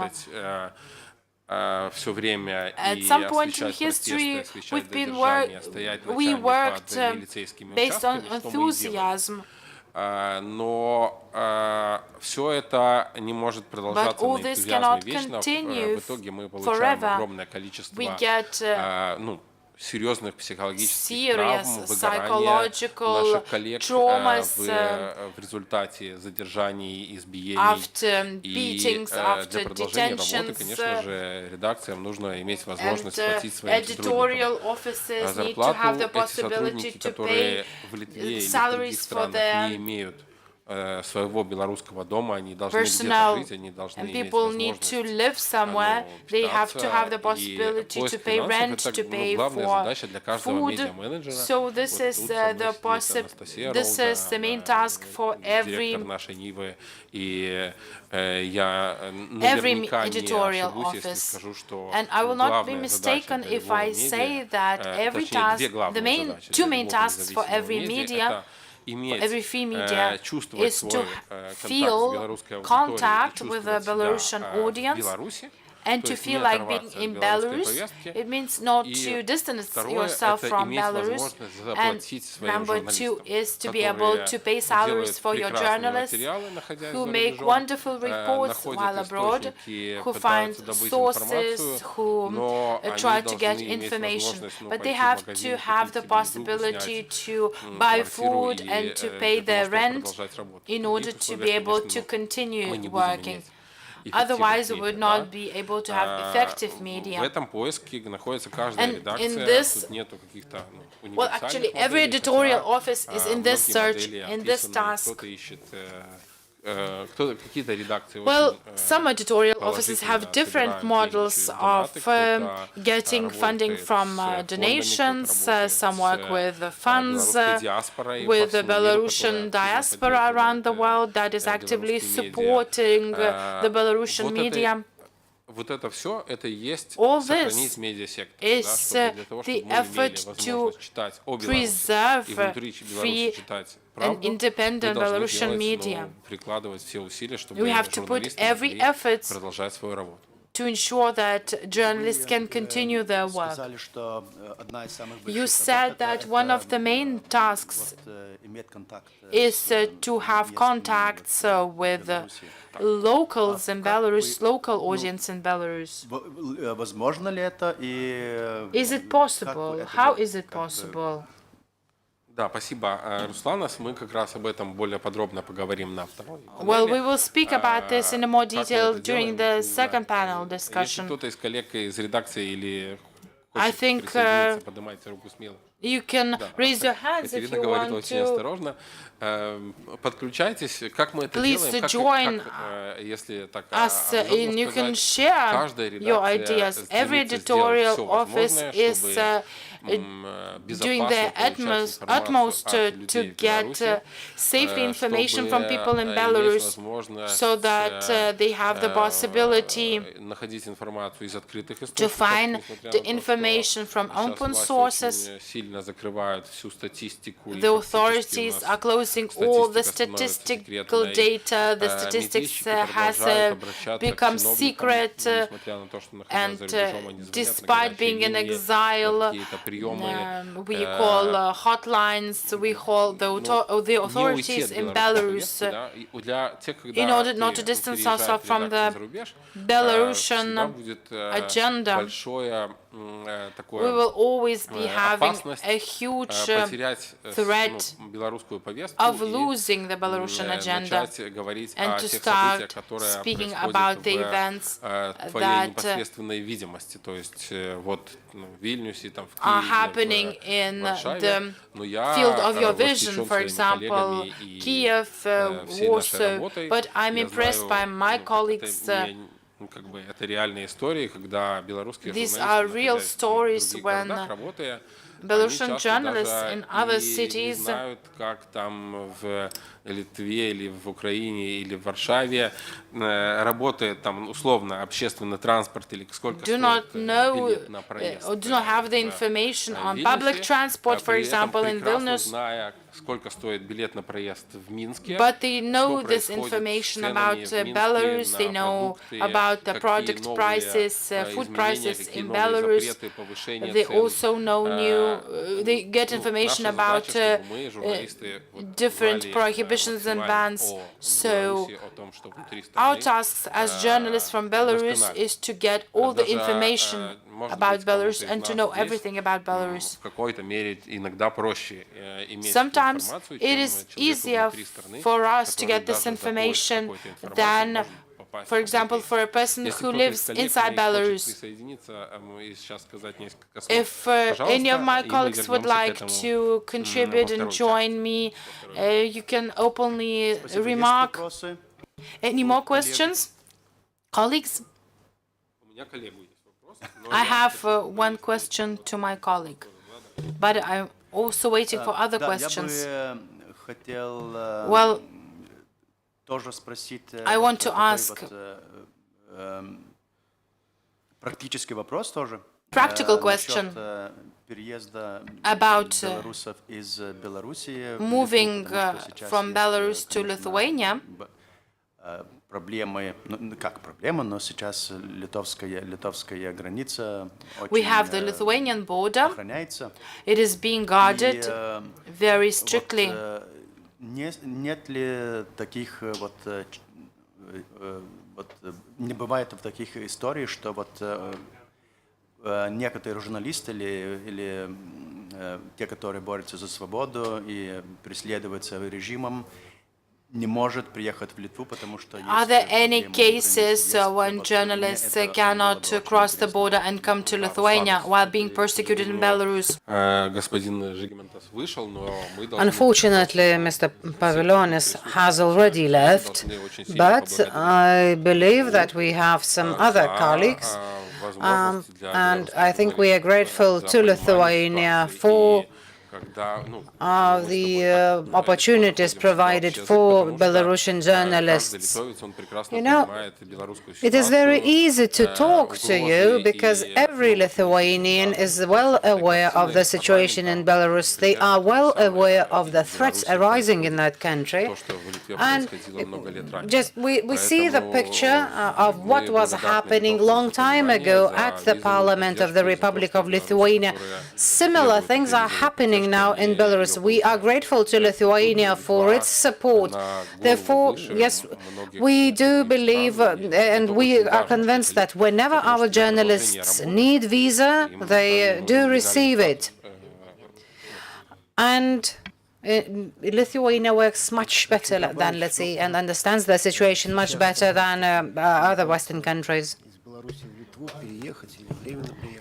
Well, let me say that it is much easier to come to Lithuania in comparison to the time when we had to leave the country because the borders were closed from the side of Belarus.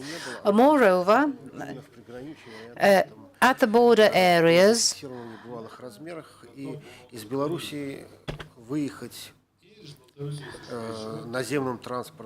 it was very difficult to leave Belarus by, let's say, bus or cars.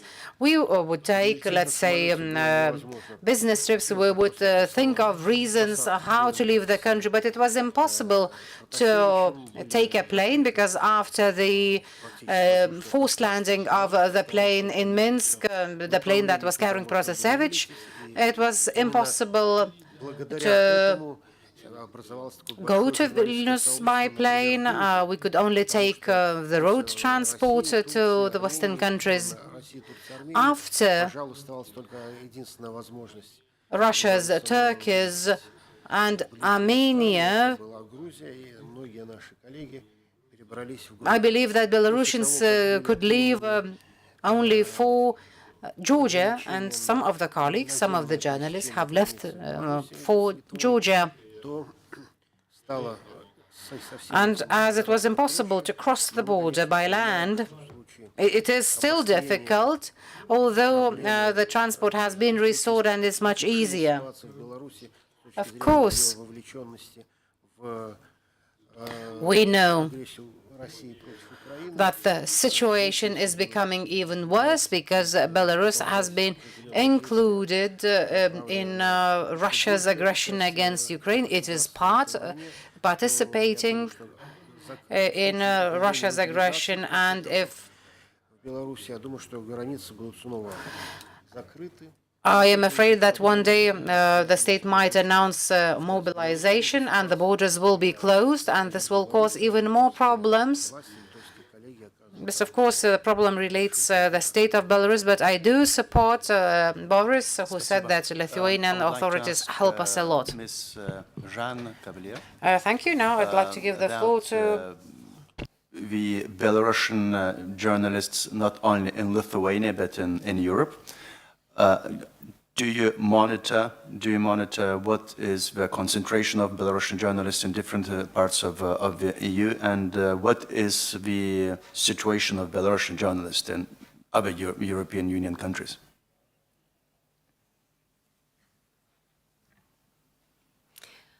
I don't monitor personally, but we have a colleague from the Swedish sections that released a report about Belarusian in exile. So I invite you to look at this report on our website, which describes the life of difficult life of Belarusian journalists exiled in several countries in Europe. Of course, they are more concentrated in the Baltic states and in Poland. Also, they were in Ukraine, but many of them already left the country because it was too dangerous.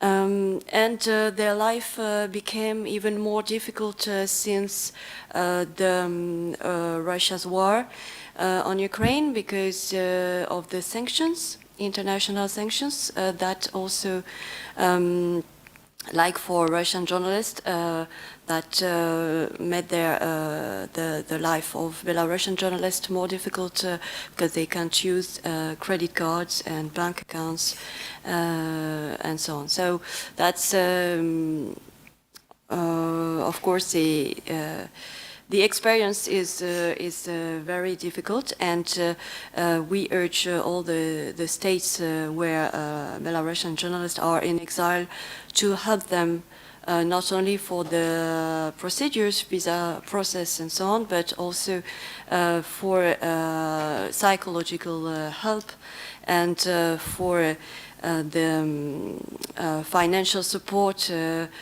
for them, I mean for the journalists personally to relocate, because independent press is very important, but also for media in exile, as you've said, Boris.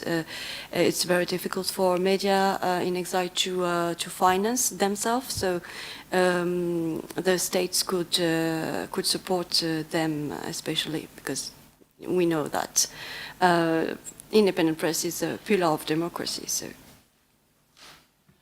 Thank you so much. We will have to leave a little bit earlier because the troubles with translations. Translators will have to leave a little bit earlier. So I would like to give the last word to Mr. Pavilionis, and I'm sure you have a fifth point you would like to make.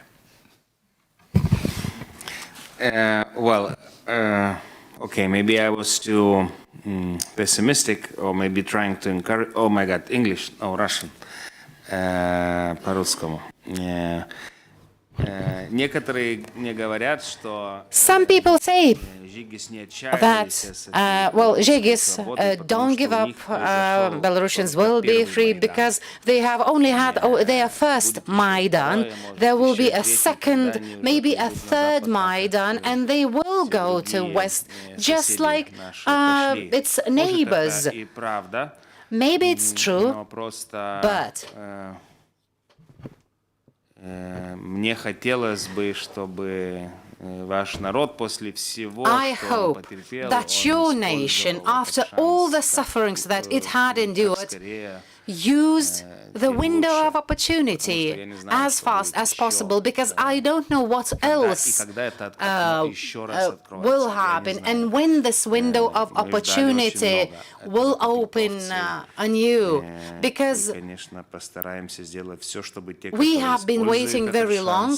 We will try to help those who are trying to make use of this window of opportunity. We want your nation and your country to have the same as we have.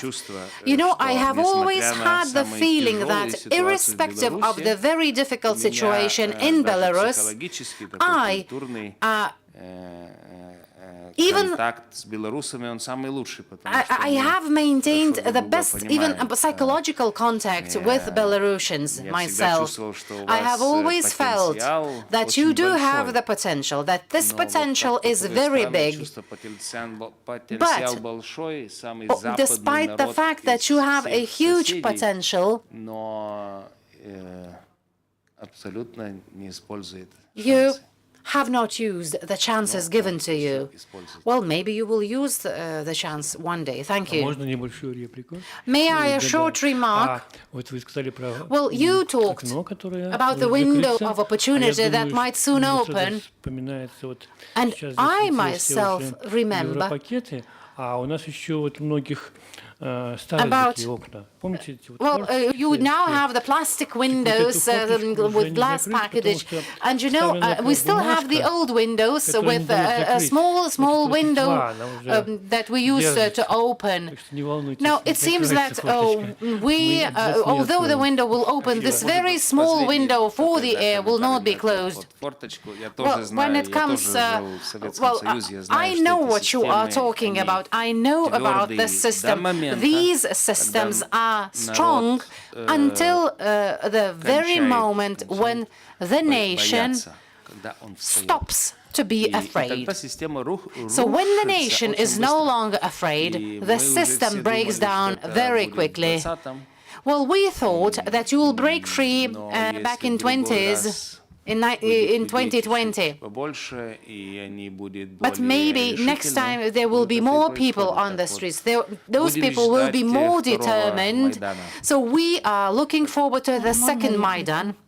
May I add a comment as well? You know, I am Samina Bryloy. I am a journalist. For me, it was rather strange to listen in the 21st century, but the price, the value of the human life is said to be the highest value. But for me, it's very strange for me to hear politicians to говорят тебе, что тебе должно быть стыдно за то, что ты не погиб, за то, что другие погибают. У меня вопрос, почему политики за много лет, вот 30 лет у вас была свобода. Я считаю, что должны на международном уровне вырабатываться правовые механизмы против тирании, против которой мы, к сожалению, люди, наши люди не трусливые. Наши люди выходили стотысячной толпой, уже когда не толпой, а сознательной демонстрацией, когда каждый из них понимал, что его могут арестовать, его могут избить до смерти и посадить так, как посадили сегодня наших коллег и друзей на 18 лет. Почему? Мне просто непонятно, почему против тирана не придуман механизм на политическом и правовом уровне. А нас призывают к смерти, к кровавому восстанию. I can answer your question. Очень такое удобное мнение думать. It is very convenient to think that the world must follow certain legal norms and no one should fight for freedom. I worked in Washington for several years, and these were the thoughts that Americans were always surprised by, because the American nation knew that you have to fight for freedom every day. When Hillary Clinton came to the barricades at the Lithuanian parliament,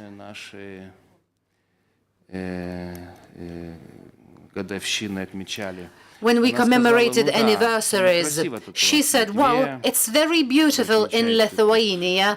You are marking some Independence Days and festivities. But have you seen Žygis? Свободы, я думаю, но она там чуть-чуть Freedom Lady, я ее назвал. Freedom Lady in our Congress, and she has a helmet. She holds. И она защищает эту свободу. Если вы думаете наивно, She is что за defending the вас freedom.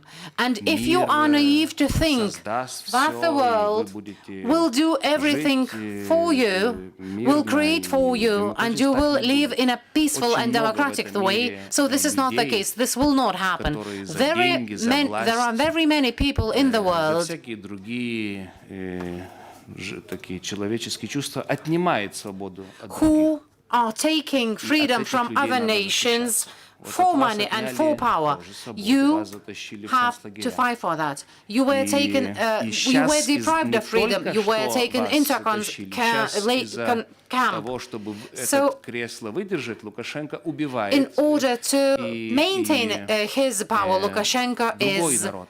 killing another nation. И вот все равно множество белорусов Well, на это смотрят как-то nevertheless, сбоку. majority И of это Belarusians человечески are очень still тяжело watching the понять. situation as bystanders, когда and я as каждый for a я human 7 being, раз for me, it is или very был, difficult to understand why. когда всегда начинаю говорить про белорусов, Whenever I start talking about Belarusians, это всегда очень тяжелый разговор с украинцами. The Ukrainians pose a very difficult question Мы for еще me, можем что-то понять, and они the не могут conversation понять is very ничего. difficult. We can understand очень something страшно. Ukrainians cannot understand Так что anything, and that's horrible. очень красиво думать Therefore, про it is хороший very мир, beautiful to think но about a за этот beautiful world, хороший about мир an надо excellent бороться. world, but you have to fight И, for a beautiful я world. не призываю к крови, I'm not но я calling you призываю к for борьбе. blood. I'm Потому calling что you for если fight. будете только сидеть Because и if you видеть, are как другие going to борются, stay complacent, sitting вашей стороны in your опять не chairs, станет. watching others fighting И for это their freedom, уже не в одной you will no раз, longer have your произошло. country. This has happened on numerous occasions already. Thank you. We have to conclude now, and let me tell you that there is always hope. It will always remain, just like you were talking about a small window that it is not closing. I do hope that this very small window will never close, because in that small window there will be a Belarusian newspaper to keep it open. Thank you for the participation in this session. Now we're going to have a coffee break, and we will come back to the second part of the session. Thank you.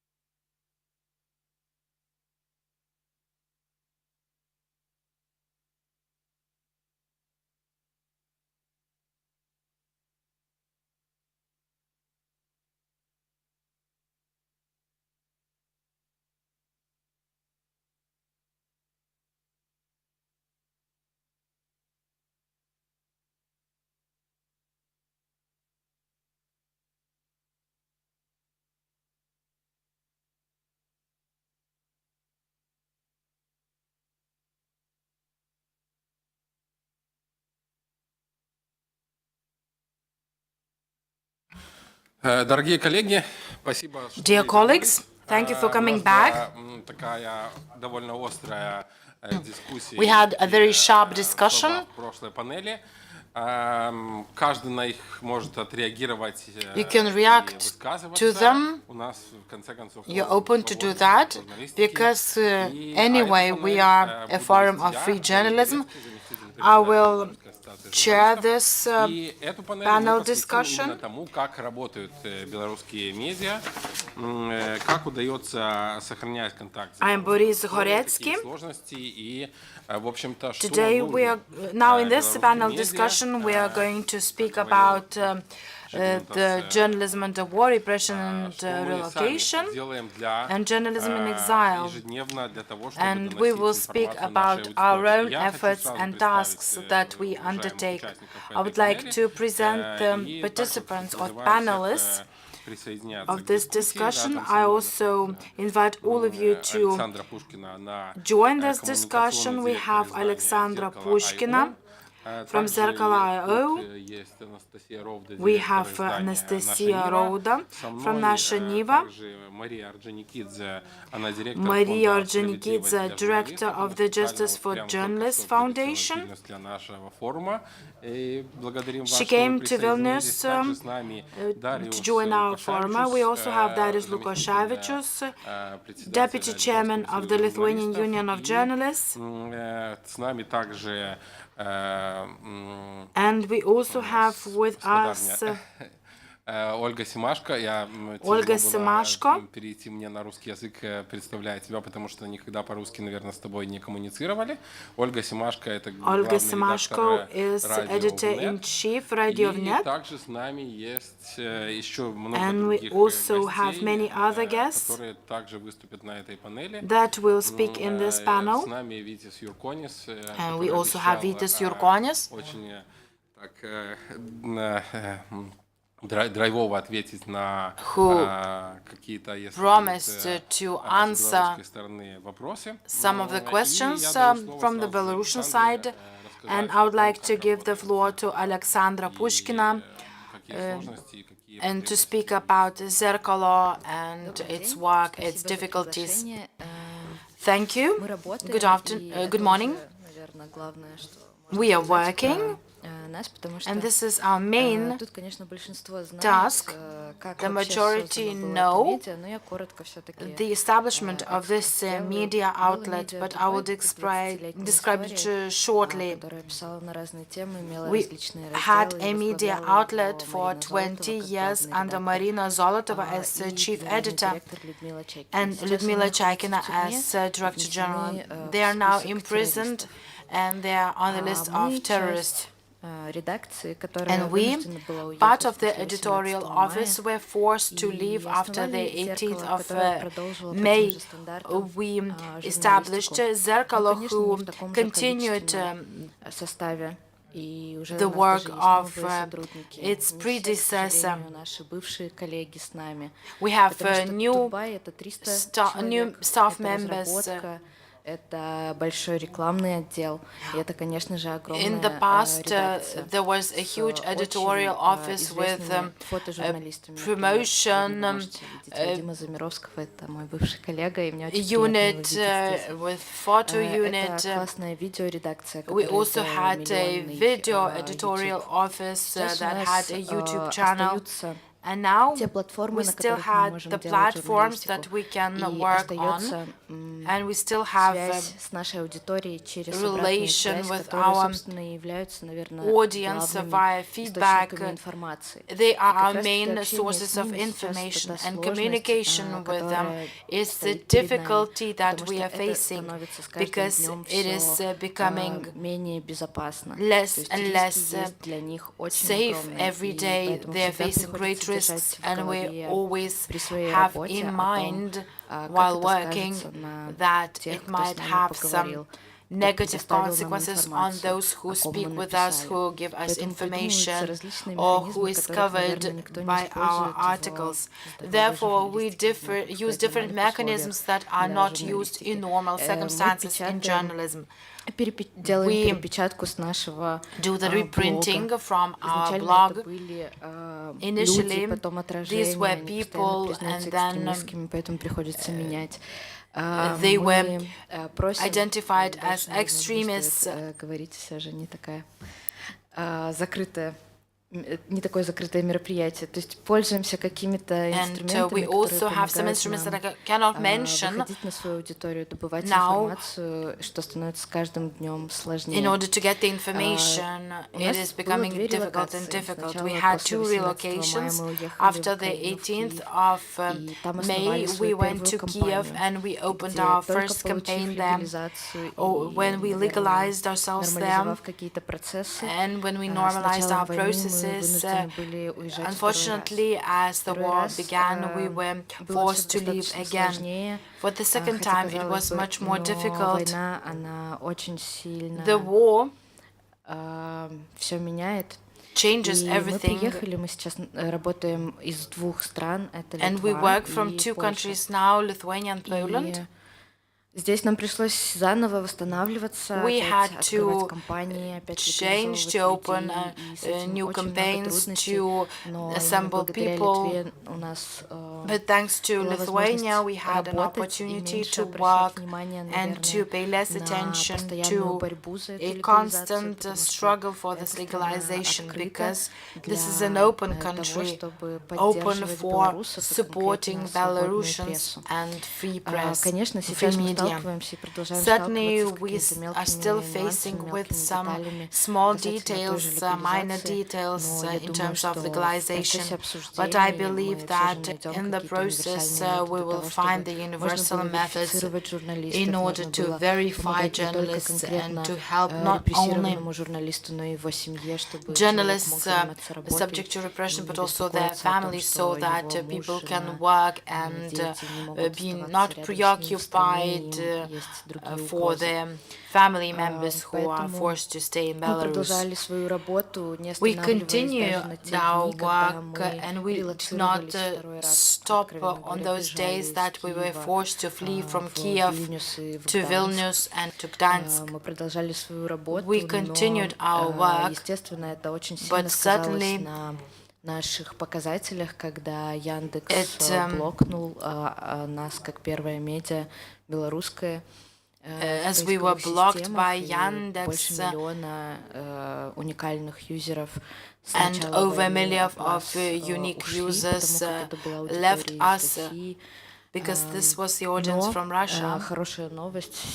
But good news is that today we have returned to our previous numbers, and thanks to a huge workload of the editorial office, we managed to restore over 3 million of users, unique users. Certainly the geography of users has changed. The majority of users is in Poland, and previously that was Russia and Ukraine, and now Ukraine has 5% of its users of us, but over 56% of users are from Belarus who still continue to live in Belarus. And this is a very positive factor that motivates us and that forces us to do our job without sparing any effort. We understand that we are the channel that can get to the audience which lives in Belarus, and to support and help blast this soap bubble. Thank you, Alexandra. I have a question to you concerning the geography of your users. Now, it is difficult to see the geography of your users via Google because VPNs are used. what aspects would you point out in this? It is difficult to explain this mechanism. На это много своего ресурса человеческого, потому что целый этаж был разработки, и нам в наследство достались эти прекрасные механизмы, которые нам помогают работать. Ну и плюс под VPN у нас 10-15%, мы их не относим никуда, мы их так 10-15% of our users who work through VPN, these might be from Belarus, but 56% is clearly Belarusian traffic, and we can see in this because the VPNs are installed in our apps. We also see mirrors. So these are mirrors of the Zerkalo. Thank you. And the last brief question.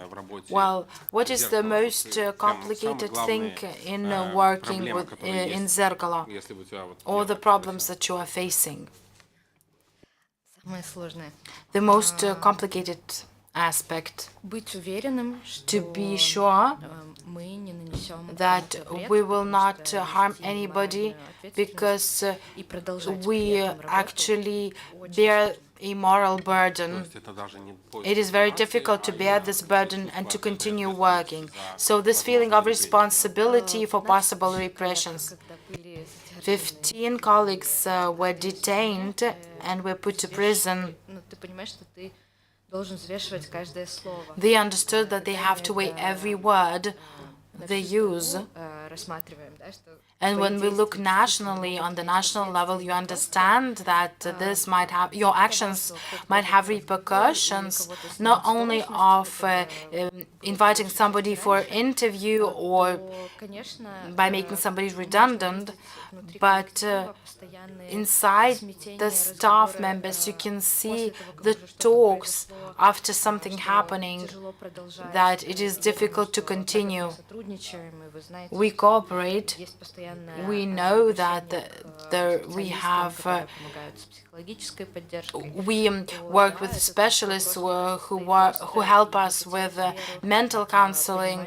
This helps us very much and helps us to understand the value of our word, to stick to ethical rules, but to continue our investigative work. I think that it is really hard, because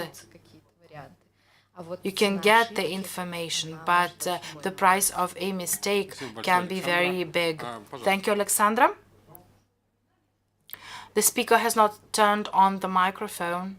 The speaker has not turned on the microphone. The interpretation cannot be provided.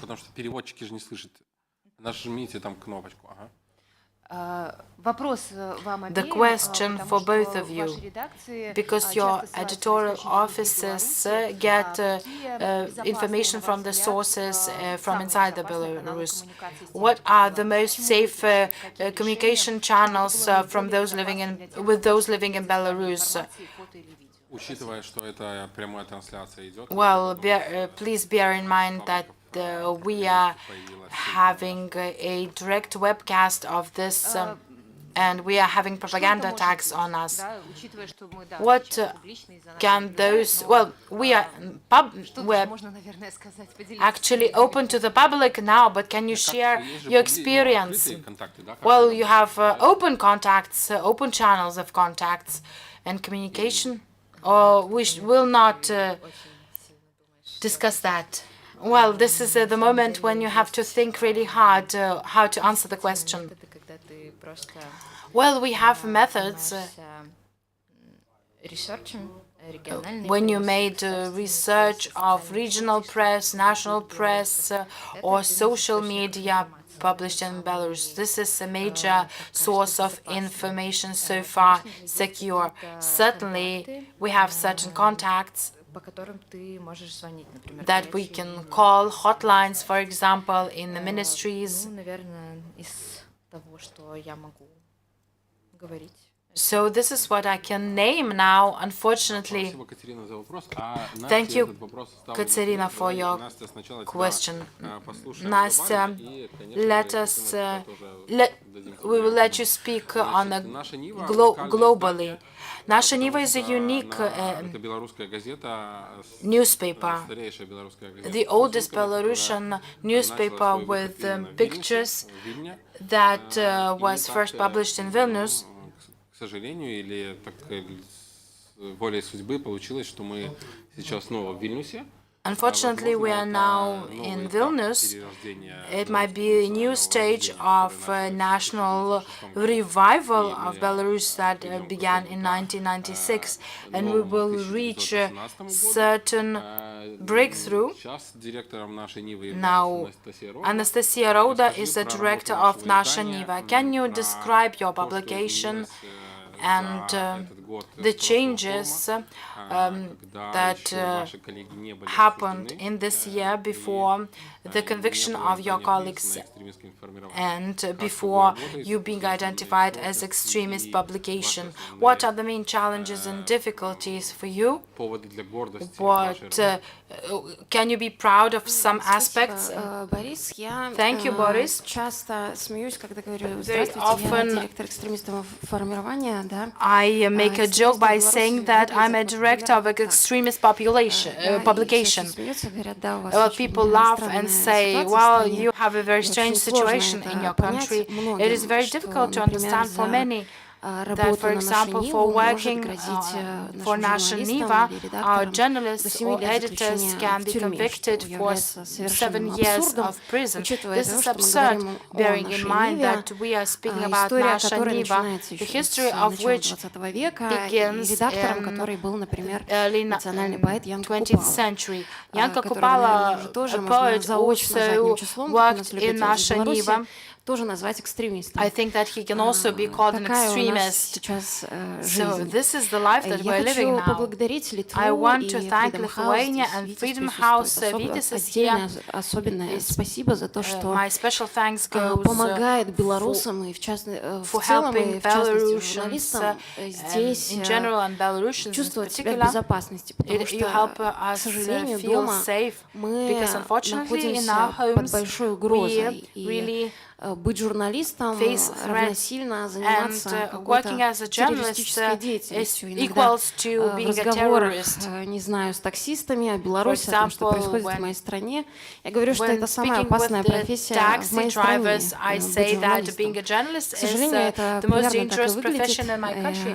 This is true, actually. Совершенно абсурдно. This is an absolutely absurd. Именно поэтому наша профессия сейчас выглядит так, что часть людей должны прятаться от того, чтобы быть лицами, героями наших текстов, поэтому наши статьи во многом являются анонимными, с двух сторон. С одной стороны, это анонимные герои, анонимные истории, мы делаем это совершенно осознанно, понимая риски, и очень боясь за тех людей, которые сейчас являются нашими голосами, очень важными, очень ценными. Мы работаем для того, чтобы эти голоса были услышаны.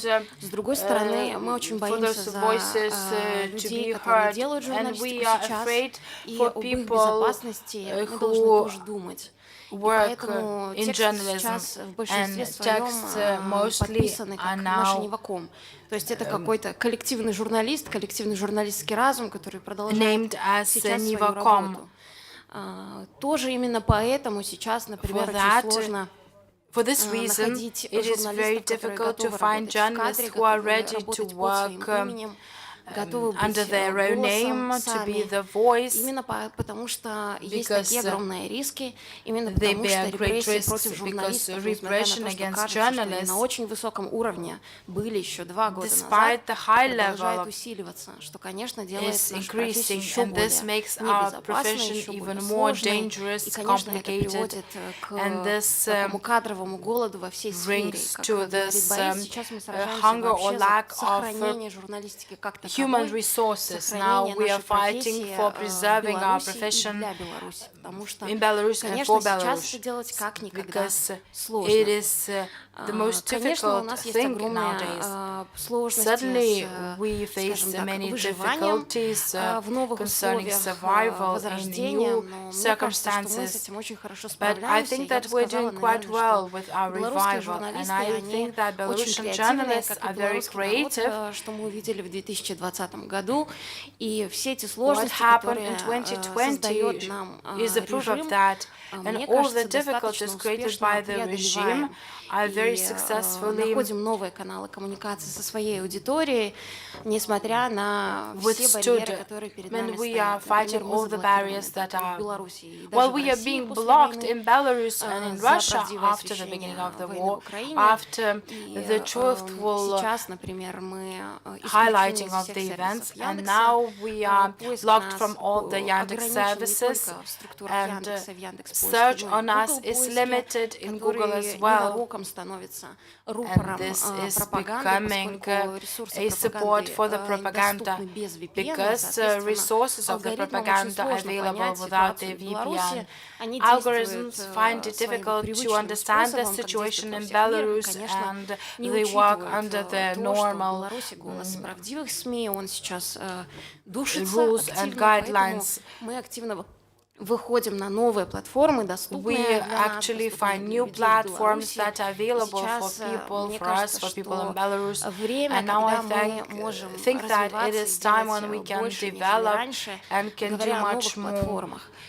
When speaking about new platforms, propaganda resources are not that well technologically advanced. They have less human resources. Despite the fact that it is safe to work for the propaganda media, people who are journalists, who want justice and whose voice is extremely important, find it crucial to work for the channels that fight for freedom, to prevent censorship to their text, so that they can discharge their duties as journalists. Now in Belarus the situation is very much polarized. There's a division of society. Journalists are forced to flee the country because in Belarus we are forbidden to work. And the resources that remain in Belarus go to propaganda media. They are pro-regime. Therefore, we are facing a very unhealthy situation. We are putting all our efforts to remain as media of Belarus. And I think that so far we are remaining Belarusian media, and this is our main goal. We live in a certain bubble, in the Belarusian reality and Belarusian news from morning to dawn. And sometimes мы 2 года живем в очень сложной, очень негативной повестке, in a very negative agenda. We are burning out. We hear about new court cases, about new detentions, about the war. This is happening in our region. We actually live in those circumstances. And this makes an influence on the journalists, and not all the journalists are ready to share this burden for this very long period of time. Now we've understood that this is a marathon, and we are trying to get all our efforts, get all the resources that we have, because journalists are our heroes. I am proud of every journalist who still remains in the profession and speaks about his or her duty and discharges this duty. These people are the backbone of the journalism in Belarus. They are the only voice of truth that we can hear, because Belarusian regime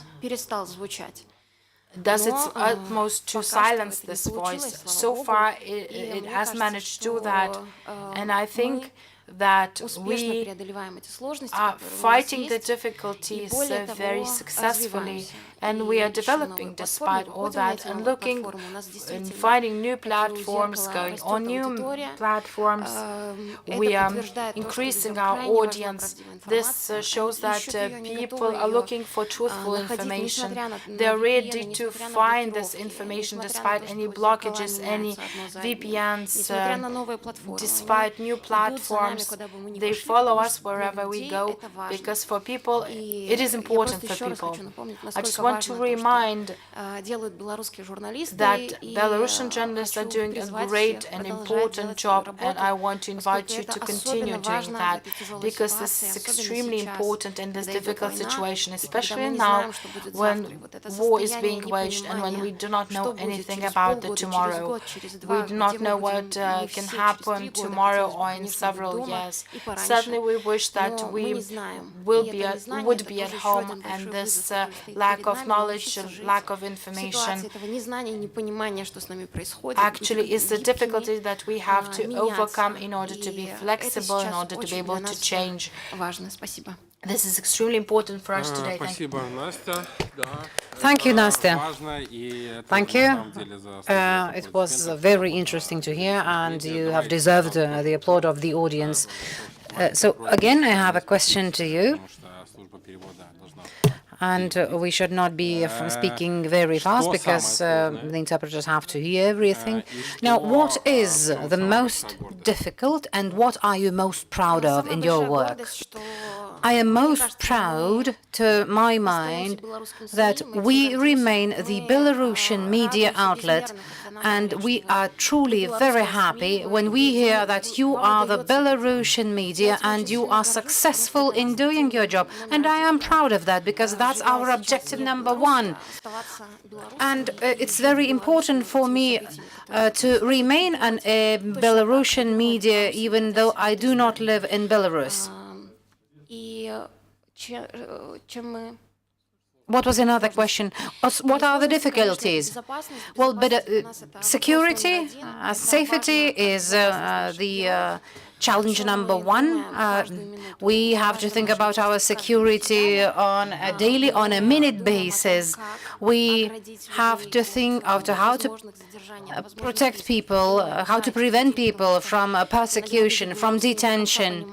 Sometimes Belarusians themselves don't fully understand how to safeguard themselves against various dangers. Therefore, it is very important to teach people to use the social media safely. We often read popular material, but sometimes I believe that it is important for everyone, and we focus a lot on the security of journalists. Thank you very much. May I have a question? Oleg. I have questions both for Alexandra and Anastasia. First and foremost, let me say that as a representative of Radio Svoboda, when I was in prison, I felt that I missed all those Belarusian media outlets, Belarusian words, because I got used before the prison I got used to start my day by, let's say, looking at the Belarusian media outlets or Belarusian TV.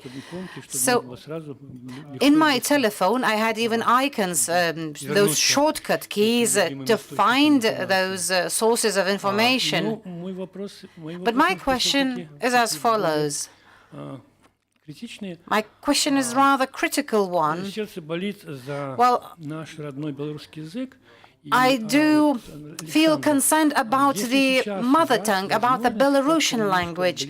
Now, do you have any chances to come closer to the Belarusian language, to provide content in the Belarusian language? I do understand that your audience is a Russian-speaking population, but when I left the prison, I felt that majority of those people, influenced by the events in our country, have changed their attitude to the mother tongue, to the Belarusian language. They started to feel more respect towards that language. They started speaking Belarusian. They started reading information in the Belarusian language. So I wonder whether you have the opportunity to provide the Belarusian content in Belarusian. Sasha Lipai,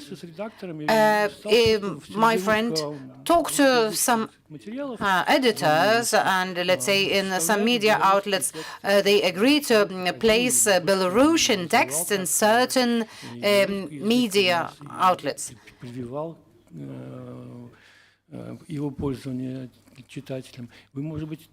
Maybe you could do something similar.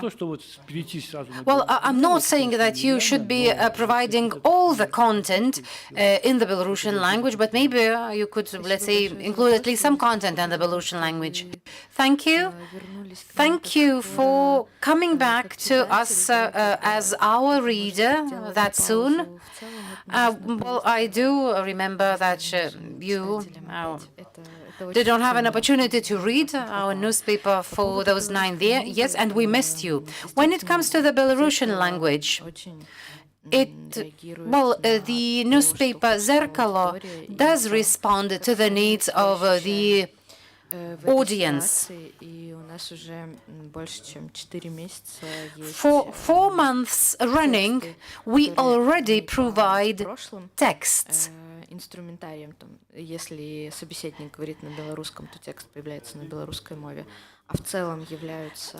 Provide in the Belarusian language, because previously, if our interlocutor was speaking Belarusian, we would provide the text in Belarusian, and if the speaker spoke Russian, we would provide the text in Russian. Now, we already have some sections with the Belarusian language. We already see that the number of reviews of the Belarusian content has been increasing gradually. And we even have the Belarusian language on the Instagram. So, well, we have also noticed the willingness of the Belarusians themselves to come closer to their culture, including the language. So that's why the audience, the Belarusian audience, is also changing. So we are very happy about that. Thank you. Anastasia, well, in principle,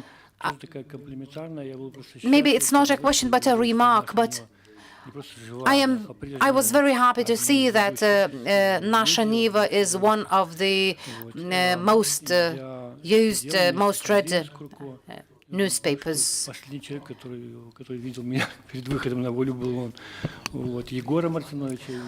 And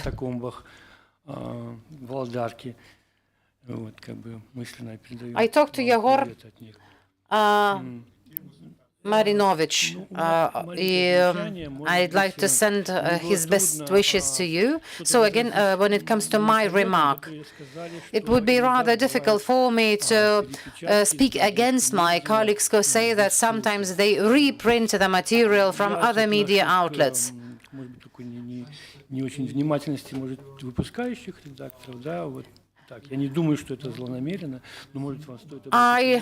I don't think that the publishers are very focused, because why is this being done? Well, we try to respond to everything very quickly. Therefore, whenever there is something wrong with articles, I try to... We always say that you have to contact our editorial office because we can correct the mistakes, because, well, there's always a human factor. Therefore, please understand our colleagues and please, let's say, make some concessions, because you have to understand that people are working in a very difficult and tense situations, and it becomes very difficult to remember everything and not to forget anything. We understand this ourselves, and we are asking our editors to be very focused. But if there are mistakes, we correct the mistakes very fast. Anastasia, Alexander, Boris, I have a question to you all. Alexander, do you remember when I came to you, to your office, and we recorded statement on the violence against journalists? This helped a bit to push forward the events that happened back in 2020. And this left a very good feeling on me. It is very good when your thoughts coincide with those of other people. But, well, it is not the case now. But we are not afraid. We are here. We should think of something. Well, I have always supported such ideas as uniting your efforts, bringing your efforts together in order to support the colleagues who are, let's say, in Belarus or who remain imprisoned. And I would happily invite you and initiate a similar statement, because I know that it is very difficult to remain alone during such situations. And, well, people have to know that the journalists community is right beside them and that we are ready to help them. I will be happy to work with you, because sometimes it seems that journalists stand by journalists, doctors stand by doctors, but we have to ensure that there is a cross-sector support for everyone. We also have to ensure that we remember all those who are imprisoned.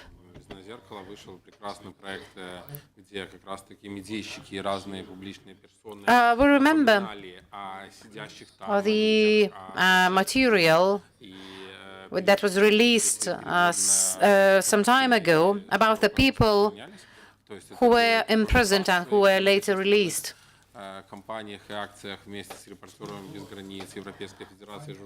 There were quite a few campaigns that were organized to support journalists. Many organizations have contributed to our activities and campaigns. Newspaper Zerkalo was among the contributors. Those who participate here in the conference, please be reminded of the letters to political prisoners. There is a campaign that has been going on for quite a long time where you can write an email to an inmate. There is no guarantee that the inmate can receive the letter, but this will be a step forward to support him. The list of all the colleagues is always updated regularly, and we have placed the list of our imprisoned colleagues in Belarusian, English and Russian languages. Quite recently, my colleague told me, I don't remember whether you were there, but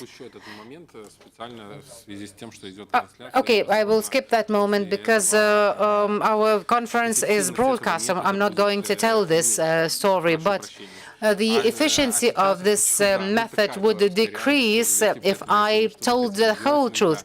Unfortunately, this is the reality of Belarusians. If you want to do something, you have to simply act rather than speak publicly. Olga Semashko, I'd like to give the floor to her. Olga Semashko is the chief editor of Radio Net.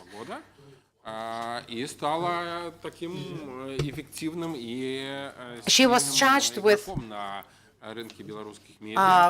falsified charges. I practically talked to someone from the editorial office of the Radio Net, and I would kindly ask Olga to tell us about the way they work, about the challenges that they face, about the things that they are proud about, the achievements of the editorial office after such relocations of the editorial office. Thank you. Thank you indeed. Чтобы собрать всех журналистов, которые выехали без редакции в 2020 году, уволились, и с учетом того, что мы созданы как белорусская редакция при польском радио, основная наша We were established in 2020. редакция польская, она имеет We have an editorial office in Poland, and we decided that we will make our own unit in Kiev, Vilnius, and Warsaw. And our main task was to tell about the lives of Belarus who left. It is our main audience. We also have the Belarusian agenda. We describe Belarusians, how they left the country. We describe their personal stories. We share their personal stories. Certainly, it has the anti-propaganda effect, because our propaganda says that those people who left are losers, but we want to prove that, on the contrary, they are creative people who do a lot in their own countries, who organize different events, who want to influence the agenda in the countries where they live in, who preserve the Belarusian language and culture, who try to develop it. And we're trying to show that we left the country temporarily and that we will finally return to Belarus. One more important aspect, we work at the Polish editorial office. It is very important for me that foreign media and Polish audiences see the Belarusian agenda, so that we have our own speakers and that we discuss the messages that we want to. And therefore we have the Belarusian program on the Polish language with Belarusian participants. We have great expertise there on Belarus. We also have politicians. If they cannot do that on the in the Polish language, they are being interpreted. We describe a free and independent Belarus that is currently forced to live in exile. Speaking about our pride and things to be proud of, I think that we managed to collect a good editorial office. After the war, we had a certain correspondence in Kiev, and our main task is to develop a Belarusian and Ukrainian relationship that is not that simple. We want to show this relationship, to comment on them, and to bring this Belarusian agenda to the Ukrainian agenda. Several journalists were forced to leave, but the Ukrainian editorial office still continues its work.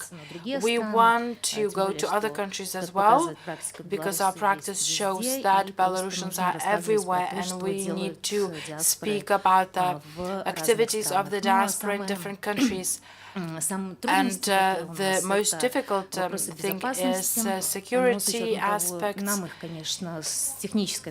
From the technical point of view, it is difficult to solve these problems, because as radio we have the voice there, we cannot be anonymous, but bearing in mind the fact that experts have left the country, well, we deal about those security issues with them. In Belarus, we had several journalists on the initial stage. We brought him here, and we finally decided to do away with our colleagues from Belarus, because it is very difficult to be responsible for your colleagues if they are imprisoned. Thank you, Olga. Every time it is very important when we speak about national media, it is important not to forget the role of regional media in Belarus.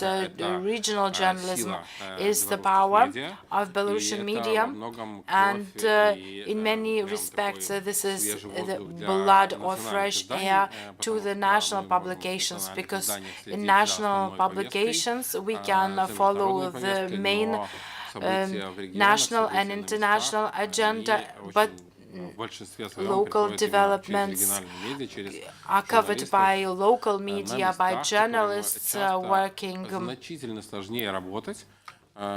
in the regions. But it is very difficult to work in the regions, because you cannot stay anonymous in the regions while you're always followed. For example, in Minsk, всех событий были там сотни тысяч. Before the events, we had hundreds of thousands of independent journalists, but in small towns there are few people that are carefully followed by different services. Our colleague Irina Novik from Hrodna Live could not join us due to health reasons, but we have Svetlana Garda from Media Palestia. If Svetlana is willing to join us and to share about her important work on regional media, we would be very grateful to you for that, because regional media are the main blood flow for national media. Good afternoon, ladies and gentlemen, colleagues. Ловлю тебя, Борис, на этой фразе, да, что региональным regional гораздо сложнее. Media have a more difficult life. Все-таки мы региональщики, мы очень известные люди. In the regions, we are known to everybody. Journalist очень редкая, очень эксклюзивная is a very exclusive profession. И все, что мы делаем, это происходит на виду, в том числе у спецслужб, в частности. The security services, special services, but we have always been very У нас в течение полутора лет было 4 суда против нашего сайта. 4 cases brought against our site, and we lost all the cases. And one was related to the material on Svetlana Tsikhanovskaya. After the August events, I was forced to flee the country. Well, it was not relaxed. Actually, I left the country, but I was not able to come back because we had searches in my home, in my editorial office. We had seizure of equipment, opening of criminal case against me and my son. Now, all my property, all my assets at home are being collected. I worked in Ukraine and then I left to Lithuania on the 4th day of the war because I decided that I will stay there. But the editorial office asked me to stay safe, because I felt the weight of responsibility as a media outlet.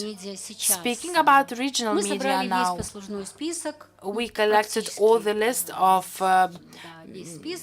regional media, we extremist materials in social media groups were also identified as extremist. And first of all, our material was determined as extremist, and Odnoklassniki group was also termed as extremist. Telegram chat was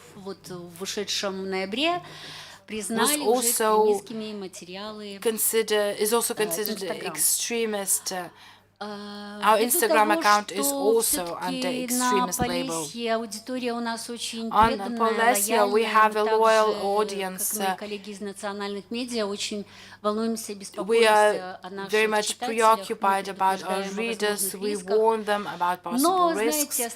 But you know that they get used to approaching us, asking questions, and this continues up till now. We had a lowering of the traffic, but the direct traffic to the site is growing now. But actually, we have not reached the level that we had prior to blockage, including Russia. Social networks are also developed under our network because people want to know what is happening, and we are trying to implement our mission to give fresh news to the residents of the region. Regional information is under great deficit, And as a quality media, we have been donors for our national resources, because events in Polessia and in the region I live, we have 1 out of 3 military airports, and we get a lot of information from there. We live on the border with Ukraine, and this is the most regional information, and it is very important, relevant now. Therefore, I believe that today it is very important to have this cooperation that we have here among us in relocation. We share different links, so we find common topics, and this is great. Concerning myself, I felt the lack of family, the lack of enthusiasm. Под дулами, можно сказать, танков, но нужно жить, нужно работать. Despair, but I know that I have to work, I have to continue. Thank you very much. I thank our colleagues from Lithuania who support us, who help us. And I believe that all our plans will finally come true, and we will be able to preserve as effective, great Belarusian media. Thank you very much, Svetlana.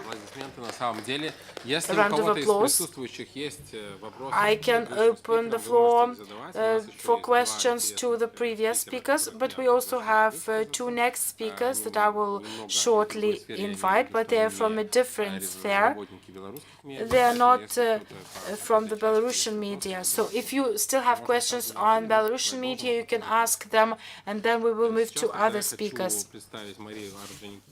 I want to give the floor to Maria Ordzhonikidze.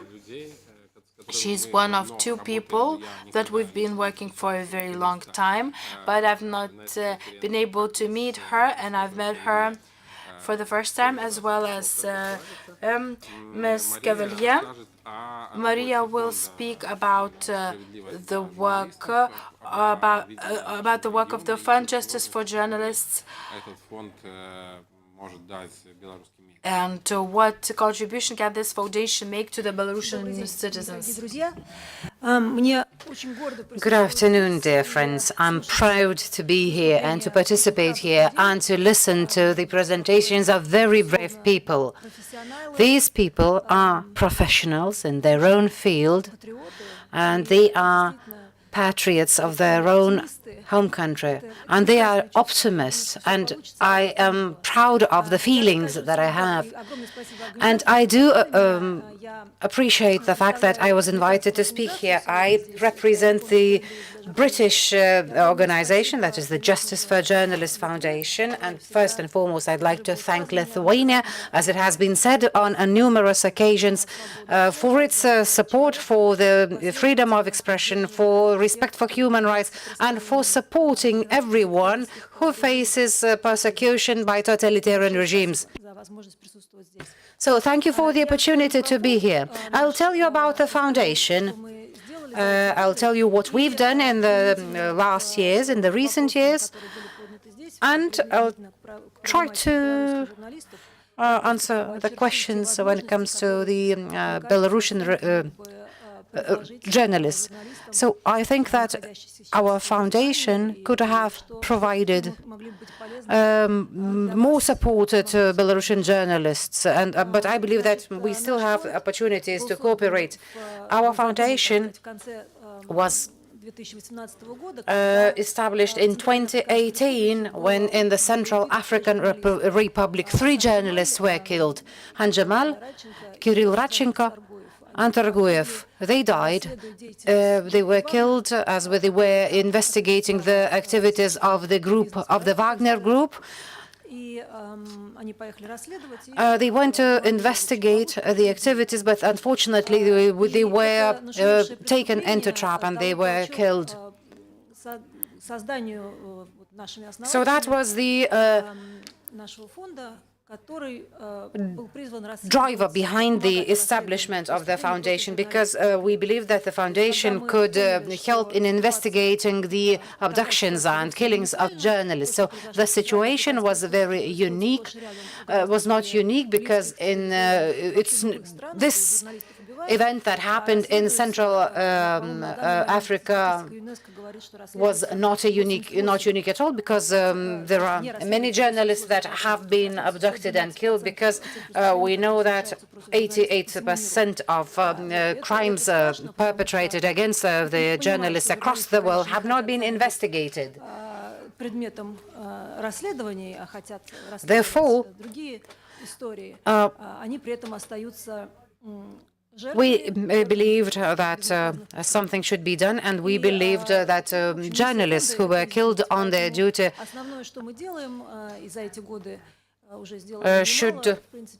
the perpetrators who killed journalists should receive justice.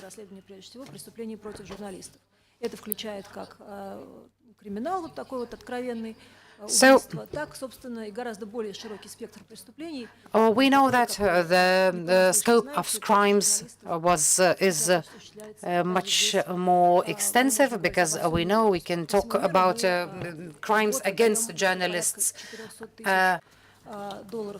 across the world, and we allocate $400,000 US for the investigation of the crimes annually, and we are the foundation that allocates money for this kind of investigation. The second component of our activity includes monitoring and analysis of the crimes committed against journalists, but we are not dealing with the whole world, because there are many other informations, for example, Reporters Without Borders that engage in such activities, as well as the colleagues from other international organizations. So we specifically deal with the region of the former Soviet Union, including the Baltic states. So we have the map of media risks. We work with partners. One of the partners is the Belarusian Association of Journalists. So we collect all the data, we verify the data, we translate the material, we place the material on the website, and this material is placed on the Russian, English, and Belarusian languages. So we provide rather detailed information on the crimes, but our website has been attacked on numerous occasions. On a daily basis, we collect the information, and this allows us to observe the trends and the tendencies, and as you might understand, the trends are rather sad, and we'll speak about that later. We also organize trainings on security and safety for journalists. I can tell you, maybe this information will be useful to you, that we have a very holistic approach to the trainings. We provide the Russian-speaking journalists from our regions the trainings in the Russian language, which means that those who speak Russian as their language of work, this includes people from countries in Asia and Belarus. So trainings on physical safety, on cyber security, on assessment of risks, on legal security where this is possible. Maybe this is not that relevant in Belarus, but it is rather relevant in Russia and Kazakhstan. We also train them on psychological safety. We're trying to help those journalists who face with let's say, burnout of work. We try to help journalists who are stressed out, and we try to help them to find balance in their life. We organize their trainings, we invite people to the trainings, and we invite only those people whom we trust and whom we know. So we do not invite anyone whom we don't know. So you can read all this information on our website, or you can contact me personally to find some further information. So these were the three main aspects. But of course, we also deal with such things as participating in conferences. We raise awareness of the international community of what is happening in the former Soviet Union countries when it comes to freedom of expression and freedom of media. We often speak at UNESCO, United Nations organizations. We also, my colleagues and I also take information to the Council of Europe. Now, when it comes to Belarus and Russia, which are not members of the OSCE, of the Council of Europe, we also try to record all the attacks on journalists, and we have collected quite a lot of facts in order to, let's say, continue with investigations and to fight crimes against journalism. Now, well, I wanted to say that clearly, that we provide support to Belarusian journalists. So, as I have said, they can come and participate in our trainings. They can come and receive information. They can upskill, or they can learn new skills, how to survive, how to work. We also provide them with knowledge on information security. Maybe I believe that Belarusian journalists can teach some of these things other journalists from other countries as well. So everything we do is aimed at increasing safety and security of free media.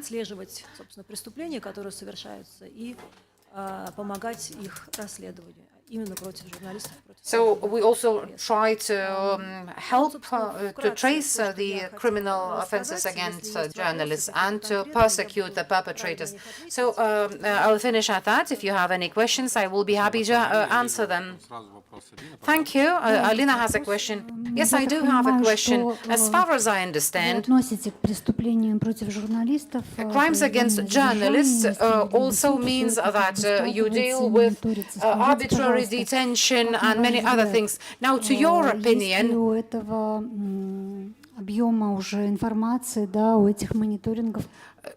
having monitored everything, is there a real chance that those crimes will be investigated in international courts?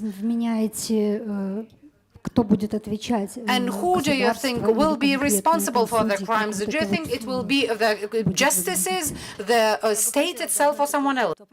I would love to have the answer to your question. But what do you expect? Is there any perspective? Well, I think that first and foremost, we have to collect those facts before they are available to us, before we can access them. Because, as you know, the propaganda apparatus is working rather efficiently. They're trying to conceal that information. Therefore, we have to ensure that we have those facts. Now, when it comes to the monitoring, well, we see that there are three groups of attacks on journalists. These include not only physical attacks, and this concerns all the region, every region of the world. So when there is a danger to freedom and life, non-physical threats, cyber threats, information threats, interferences, well, commissioned murders, provision of various instruments. And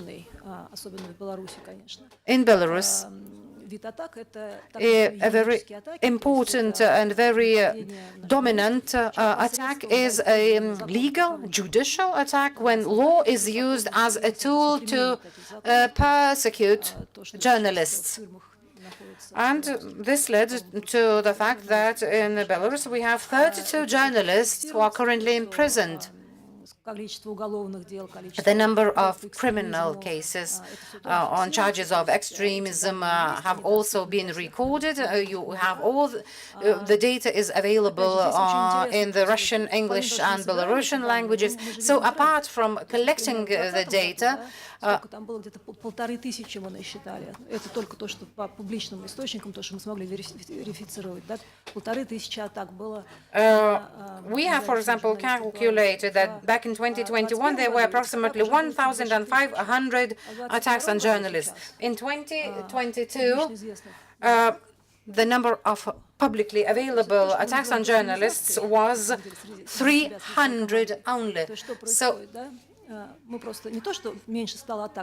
the number of attacks on journalists has decreased, but the fact is that not the number of attacks has decreased, but no one speaks about those attacks publicly. Well, we know that in Turkmenistan, for example, there is one journalist is always included in our monitoring reports. She's 73 years of age, and she continues to work as a journalist, but she's constantly attacked, while other people, other journalists are attacked either, let's say, when they are abroad, in Turkey, for example. We know that, let's say, in Turkmenistan, only 6 attacks on journalists, but, well, this is self-understandable because no one reports about such attacks to the public. So, the number of journalists, of free journalists, has decreased in those countries. That's why it is very difficult to get reliable data on the number of attacks. People are leaving the country, so they... We see what is happening. We try to record all the data because this will be used in the future, definitely. Добрый день. А я бы хотела по поводу санкций узнать. Good afternoon. I would like to know about sanctions. We have a huge list of sanctioned people in Belarus, but only some of them are subject to real sanctions. Are there any possibilities for them prohibition to enter the EU? Well, actually, I do not know about sanctions. I know that different countries have their own sanction lists, and there are people who are working on this. I know that people outside Russia who are working on this, they inform those who take the decisions, but today, as far as I know, those who actively contribute to the war in Ukraine are being sanctioned.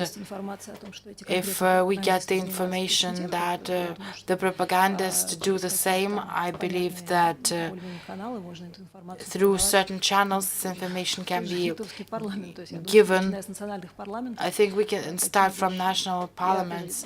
These things can be communicated to national parliaments first. Well, I'm not an expert in this area. Thank you, Maria. If you have any questions, you can ask them. Well, I have a question about your vision and about your dreams. You are from our region, and you're working on this agenda.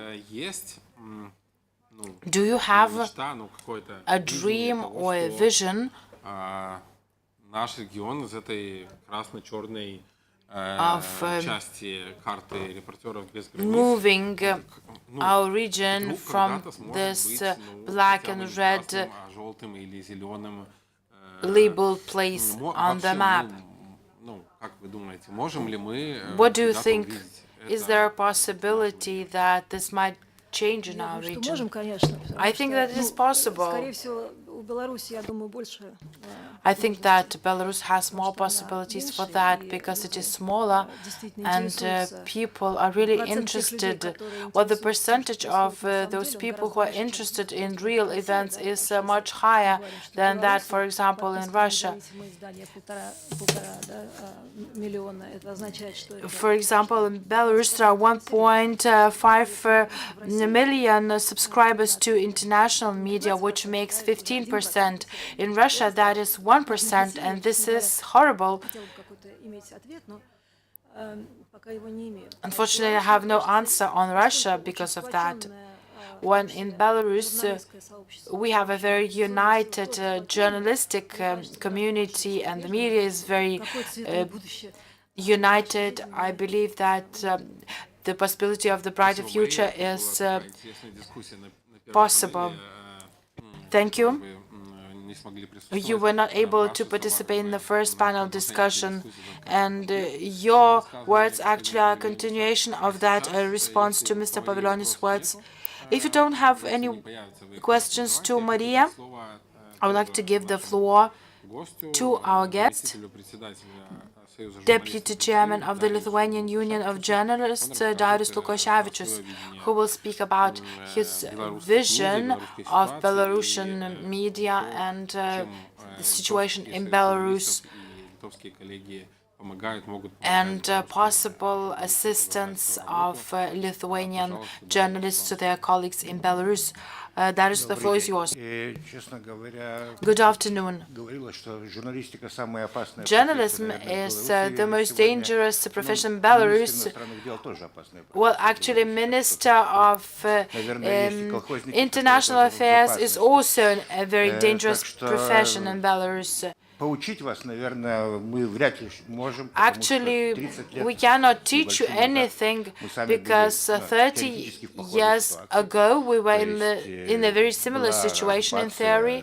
We were occupied, well, our national radio and television was occupied, we had tanks on our streets. But actually we were supported by our nation, our young state supported us. And we did not have the situation that you are living in now. We didn't have to work in exile remotely. We always worked here. We faced risks. Well, we had 2 or 3 persons as collaborators out of 1,000. Так что тут тоже особо как-то сравнивать не приходится. And this situation is much more complicated in your country. Unfortunately, 2 years ago, during the rise of your revolution, if I might call it, or the fight for freedom, entire Lithuania supported you. We organized different rallies. Our media was full of information about Belarus. And now, unfortunately, this information is very scarce. We have only information on what Lukashenko said. And it seems that there's a message that everything is calm now. Something might have happened 2 years ago, but now everything is stable in our collective farm. If you have any information,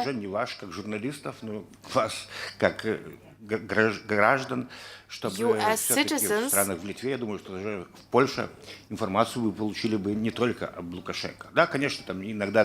should share this information not only about Lukashenko. Sometimes this information is funny, but this is the only part of this information from a month or a week. So, as a professional journalist, I can say that the coverage of the developments in your country is not that wide. I do not understand the life of Belarusian community now. I do not know the level of support to Lukashenko or the belief in Putin's propaganda. We know only the numbers of subscribers.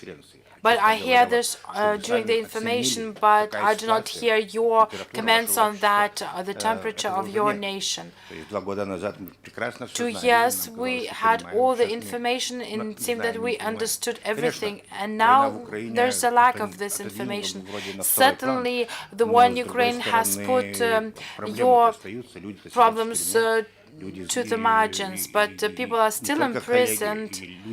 Not only your colleagues, people are being threatened, intimidated. The situation has been deteriorating. This is a critical remark. On the other hand, in principle, I remember those days. Political engagement during difficult times of revolutions, but journalists still have to remember that the only value that they have is trust. If you don't have trust, your work is worthless. Objectivity has to be retained, and this is a very difficult time for this, when we don't need this objectivity.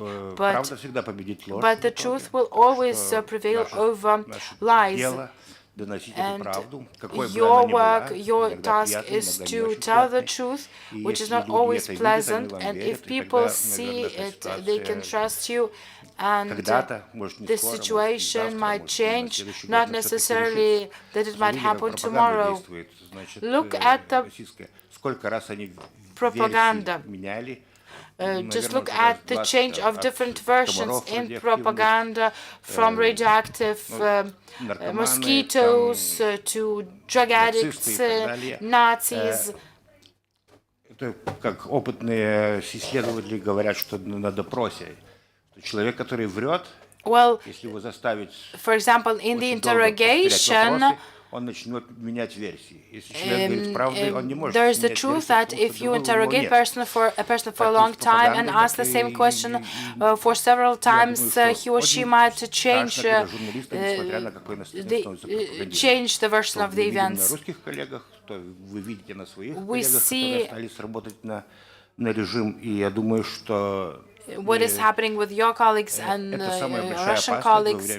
This is the greatest threat that propaganda should be left to the propagandist, and we should be working on the truth. Маловажная вещь, это уже коллега говорила о языке. It is not very unimportant. Well, my colleague spoke about the language. In 2012, I accompanied a big group of TV producers and TV hosts from Kiev, and I said, well, you closed the last channel on the Ukrainian language. Now you have 100% of content in the Russian language. And they said, there's no difference. And now I can tell, this is the difference. This made the difference. So this was my message. Thank you for your contribution. Do you have any questions to Darius? Now let us move to an open discussion. If you have any remarks, Katerina, thank you very much. I have a remark to Darius, where you could follow the information on the Belarusian society. Belarusian sociologists, not only journalists, we have several unions, Center of New Ideas, they are always sharing this data. They conduct research and polls despite all the risks, both on the territory of Belarus, and they share the results of those polls on the opinion of Belarusians, on their dreams. We have this data, and sociologists are working hard, as well as Belarusian journalists. I understand that there is this work, that this work is being done, but it has to be promoted, it has to reach the wider masses. Well, I'm interested in this as a professional, not because I need this for some kind of research. This is my life, but it is difficult to understand. I think that sometimes you find it difficult to understand yourselves because the situation is not that simple. There's a lack of information, especially when we speak about the Lithuanian media. We don't have this information. If you could use Lithuanian media information, you could see that there's a lack of information. We had only 2 messages about Lukashenko in 2 weeks' time. And that's it. I think that you have to follow not only Lukashenko's media. We often publish the research and the findings of the research and share with those who read independent Belarusian media sources.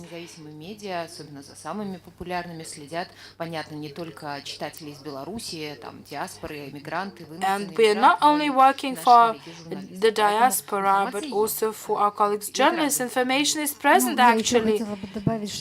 I would like to add, in 2 months' time, I wrote 3 columns for Bernardinai LT,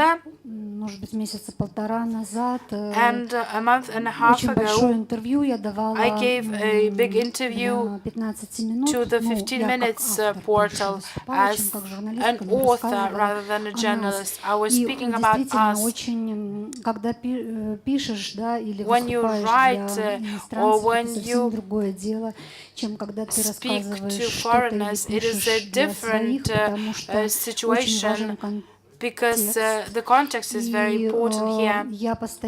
And I often realize that I want to make a hyperlink. Huge pieces of information need to be explained, because there is a huge wall of misunderstanding between those who seemingly are always knowledgeable about the facts. It is difficult. When you share your experience, it is easier to do that. But I often do those hyperlinks and those 30 years. Well, it is difficult to explain those last 30 years of our country. I think that we can be covered by many. A researcher talked to me recently. She wanted to learn about the repression and fleeing from the country. She wants to analyze it on the academic angle. She says that nobody is doing that, but this is not true. Belarusians are very actively working on this. These huge pieces of information, and luckily in Lithuania somebody has taken interest in that. You have to ask us and we will tell you. Well, actually, a real war in Ukraine and a civic war in your country. And this shift of attention is inadequate, is wrong. Because in addition to Ukraine, Lithuania would cover you as #1 and everybody would take interest in you. Well, naturally, now this interest has shifted. We don't have so many possibilities to highlight everything. But you told me that you gave an interview 1.5 months ago. Bernardinai is okay, but this is an intellectual, small-scale publication. The main media is still television, radio, and big internet portals. And speaking about them, we have a really lack of information. Well, I think this is the fault of your colleagues, and it's true. And in this case, this is in your interest to find ways to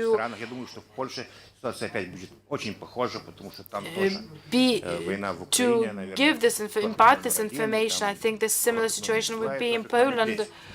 но только номер 11 иностранных новостей должны быть вы. А пока этого нету, это, я думаю, что общая проблема. I think that this is a common problem, and it is painful to see that many people have suffered and will continue to suffer if the European public Тихо игнорировать.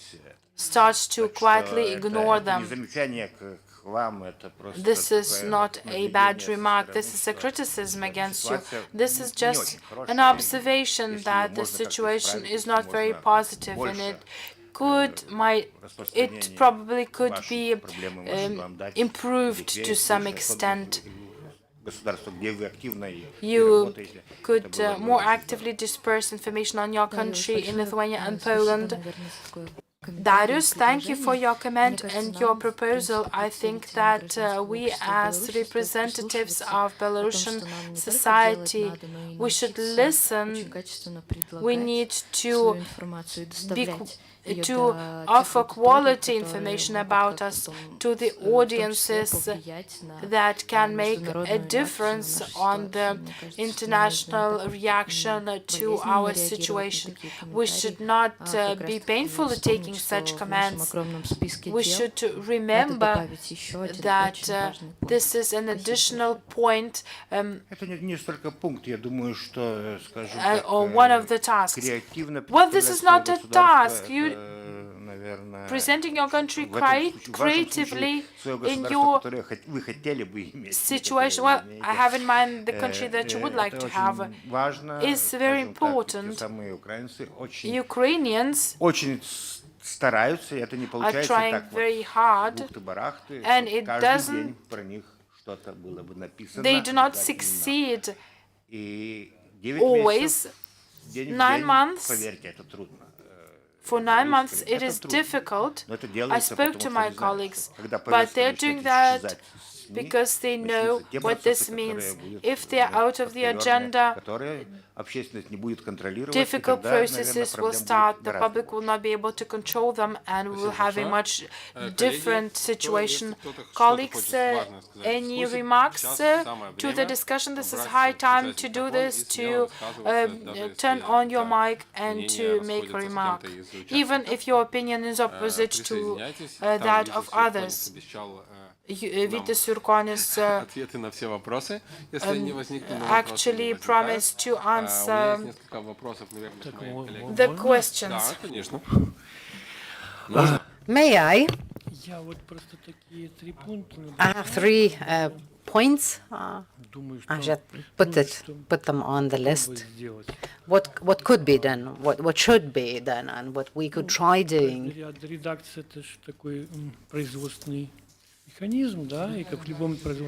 Every editorial office represents a production mechanism, staff, and well, just like in every community, there are people who just start working, some leave the company because they find it too difficult to work.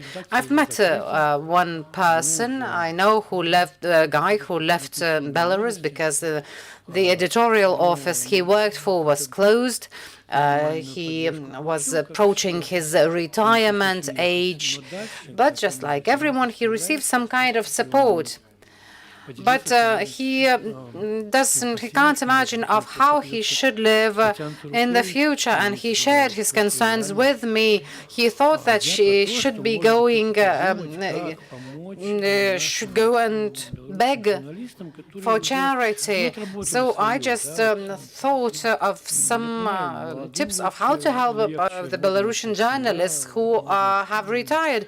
I know that it's very easy for a young journalist to start everything from scratch in any media outlet, maybe to find a job there or to start your own project, your own initiative in a new place, and to be successful there. So we see examples, and we've heard ladies who spoke very interestingly, but what could be done with elderly journalists? журналистов. Может быть, для таких with our colleagues, journalists. То есть их нужно как-то интегрировать в литовское общество. We should think of such people as well. Maybe we should try integrating them into society and offer them language courses to help address visa issues more efficiently. That's one of the points that I have taken down. And the second point is related to new people, to young people who will come to editorial offices. We all know that best media outlets in Belarus in 2020 получили это образование на курсах, кто имел какую-то тягу к журналистике, они все employed not young people, not journalists, but но сейчас, наверное, многие из них остались в Беларуси, enthusiasts who appeared to have been better prepared. Unfortunately, some of them have left Belarus, some of them remained in Belarus, and those media outlets that reestablished their activities need those young people who could be employed in their companies. Maybe we should think of some school for journalists. Maybe I am lacking behind life. Maybe such schools in Vilnius are already functioning. And there is one more thing. I remembered one thing. We are talking about the people who are imprisoned, and we talk about various solidarity campaigns with them, but we still have some other people who, like Yulia Chernesko, are detained at home under home arrest orders. So what could we then do with them? Thank you. Well, now when it comes to the third point, this is not public. We can't talk about that. When it comes to the first point, yes, we can talk about that. Oleg is also a journalist of an older generation. I have put the question to myself as well, and it's I find it rather difficult to relocate myself. I know that, let's say, when journalists come with a small bag to a new country, they start looking for a job, they will approximately know what they can do, what they can learn. But now, with elderly people, we cannot afford not to work. And if yesterday my home was searched and my telephone and money were taken away, and you left for another country, no one is aware of your psychological status. No one knows whether you've been imprisoned. So if you go abroad, you have to look for a job. And for everyone, it's an axioma. And for young people, this situation is much easier, whereas when it comes with older people, they find it more difficult to integrate. I don't have the answer to your question. I am aware of the programs that help everyone to socialize, to integrate into society, into the journalist activity, the programs that help find employment, receive salary, and help people survive in a new country, having in mind the fact that they are not able to return to their home country. So I have a question to my colleagues. The staffing of journalists, journalist staffing is very important. At some moment, we've seen that there were enough of journalists. Some editorial offices didn't even know what to do with those colleagues that they could not employ because of some, let's say, economical considerations, because they did not have the possibility to pay salaries for them. But then we faced a situation where editorial offices became stronger, they became much wiser, and they started looking for more journalists. So what could we do with, what is the situation with the journalists now? Is there a shortage of journalists? And if yes, where do you find them? объявляем публичный поиск в своих социальных сетях. Well, we usually announce public contests, tenders in social media, on the website. We talk to our colleagues. We sometimes receive very interesting and quality CVs. We still receive very good ones. However, the number of good journalists is decreasing, but we do perform a kind of monitoring of such people. We see what they were doing previously. But there is one more thing.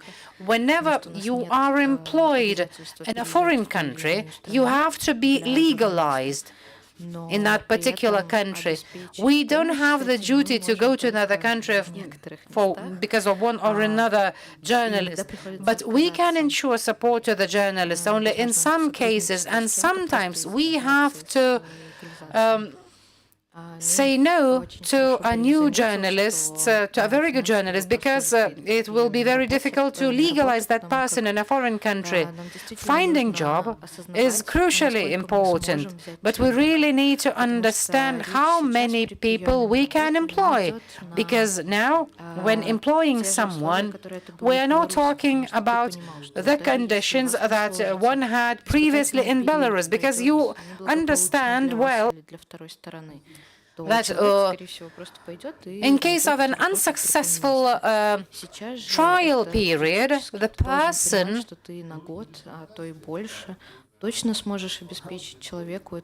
will not be able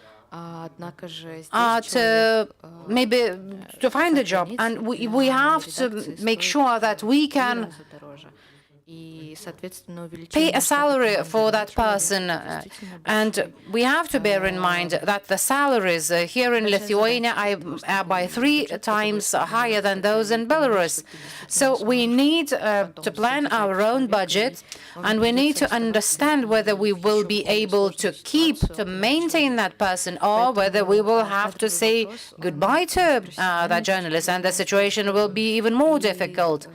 So in professional terms, this question is very difficult, but it's also very difficult in management terms. We have to understand whether we will be able to continue cooperation with the journalist.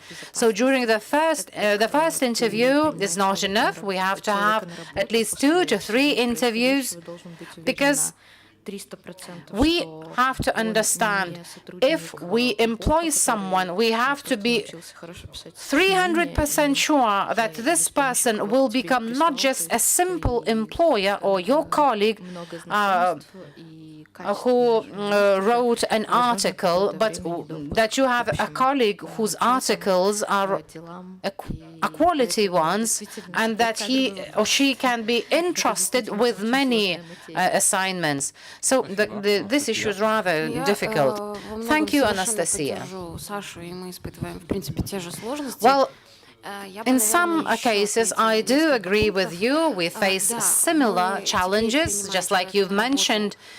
But now, whenever we employ a person, we commit ourselves with regard to that person's future, because one or another way, when a person starts working for the media outlet, he or she knows that there will be no way back.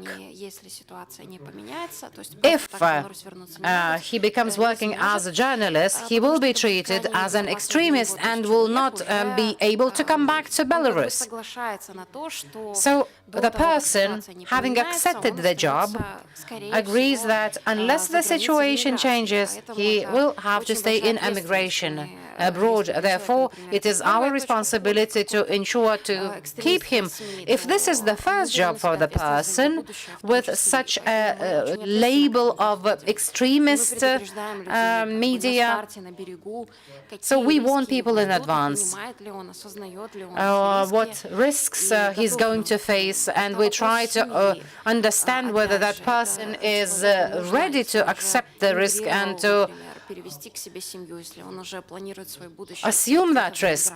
Especially this is important when it comes to, let's say, the family of that person, because he or she will have to bring family members to Lithuania or to another country. They will have to legalize their own family members. They will have to sustain not only themselves, but provide for their family, for their children, maybe 2 or more.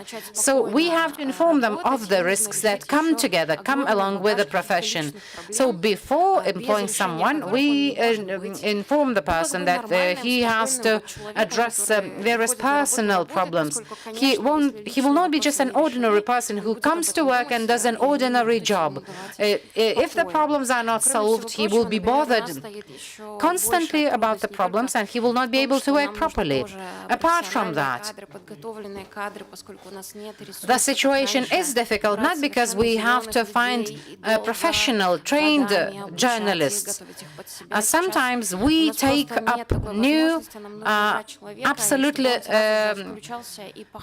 novice people who are not aware of the profession of journalism. We teach them, we train them, and they have to work a lot because it is the work that has to be done. And we face a situation that we do lack editors, chief editors, that is high-skilled staff that can work with texts of other authors that have a hint or an understanding of what is going on around the world, those who have an understanding of the global context. And this is a problem because in the market there is less and less people. There are less and less people with such high qualifications. So we do have people who are willing to come to this profession, but they don't have enough experience or knowledge. So again, there is a lack of staff for us because they are either not trained or they are not ready to work for us. Nash Niva media outlet, мне непонятно, но так есть. Далеко не все журналисты finds it difficult to understand why not all the journalists can speak the Belarusian language. I think it's a disaster. This definitely reflects the status of our society, because I believe that Belarusian journalists must speak and read the Belarusian language without any mistakes. Well, I don't think that Google Translate can come and help us. So this is yet another problem for our media outlet. So, well, the question of staff is very relevant. Now, the departments of journalism in Belarusian universities only train those who work for propaganda. Стало очень сложно и, возможно, даже и невозможно уже, и поэтому ясно, что кузница кадров. And they work for the media outlets that are controlled by the authorities. So now, well, all the education sector of journalism is working for the benefit of Belarusian authorities, for the regime. Previously, the situation was different, and those who came to journalism much earlier were not ready for the current situation. И чем им там придется заниматься, и как они оттуда выйдут, кем они оттуда выйдут через пару лет. We don't know what kind of journalists the universities will train. We understand that the Institute of Journalism, that the public media of Belarus have been infused with propaganda. And it is very difficult for young people to maintain their critical thinking. This is a challenge not only for journalists, but for society as a whole. So this is a vicious circle. I do understand that you can become a journalist only once you have a proper training and engage in practical work. Regional media was angry with the national media because in the regional media there would come young people who had some ambitions to work in the national media, who wanted to be super journalists. They would write to us, they would meet us, they would come to our meetings, and they were fully prepared because the training, I'd say, of those independent regional media outlets was very good, because those regional outlets worked with creative, good people, and later we would take the people from them. Now we are fighting at all levels for this manpower, for those journalists, for those quality journalists. So again, well, the question as to what to be done remains open. Thank you, Stasis, Ekaterina, Olga. Anyone else? Katerina? I can say that we have found ways how to solve this problem. It should be noted that not only professional journalists, but Belarusian students leave the country as well.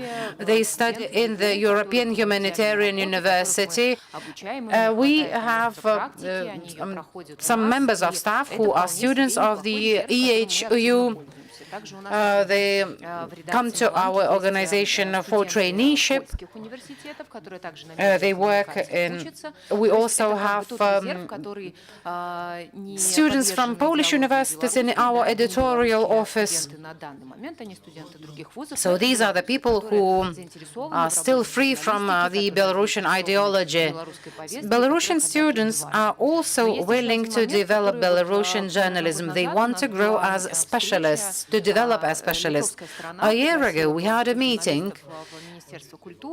and the Lithuanian side invited Belarusian journalists to the Ministry of Culture and asked what is needed for them to work properly and efficiently in Lithuania.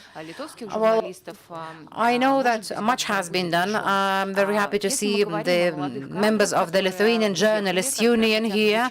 If we have in mind young people who left the country and who want to study, if we talk about journalists who were experienced and failed to find a job here, then there's a question as to the reskilling of those journalists. Are there any courses and trainings that could be provided by local organizations? I believe that the Belarusian Journalists Union could help in that, maybe organize, maybe not a comprehensive training session, but maybe some courses.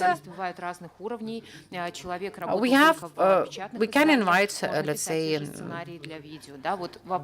some courses. For example, if a person can write scenarios for reporting, so we can reskill that person and solve the problem. Elderly journalists can adapt to the modern way of working in the media. We know how to, and this way we will be able to fill in all these gaps. Reskilling of people and upskilling of people are very crucial, and they could help in answering the need for qualified, experienced journalists. Olga. I would like to support Anastasia because actually our principal position is to broadcast in the Belarusian language, and it is quite problematic to find Belarusian speaking staff. Thank you, Olga. We started from the success, and finally, logically, we finished with acute problems, and these problems are that we are working on every day. I would like to give the floor to Vytis Jurkonis, the representative of Freedom House. We are very grateful to him. Vytis, the floor is yours, so we would like to hear you in this section as well. Thank you very much for the possibility. First of all, I would like to express my appreciation that you said that the history of Tudbai, Zerkalo, that they managed to restore their previous level before the closure, despite everything what is happening in the region with Yandex. It shows that you can do a lot. Наша Нива and this history of return and restoration is very inspiring. I think that we should stress, previously I used to criticize Belarusian media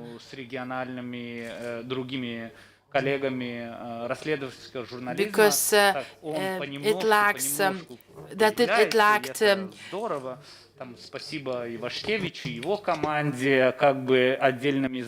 investigative journalism.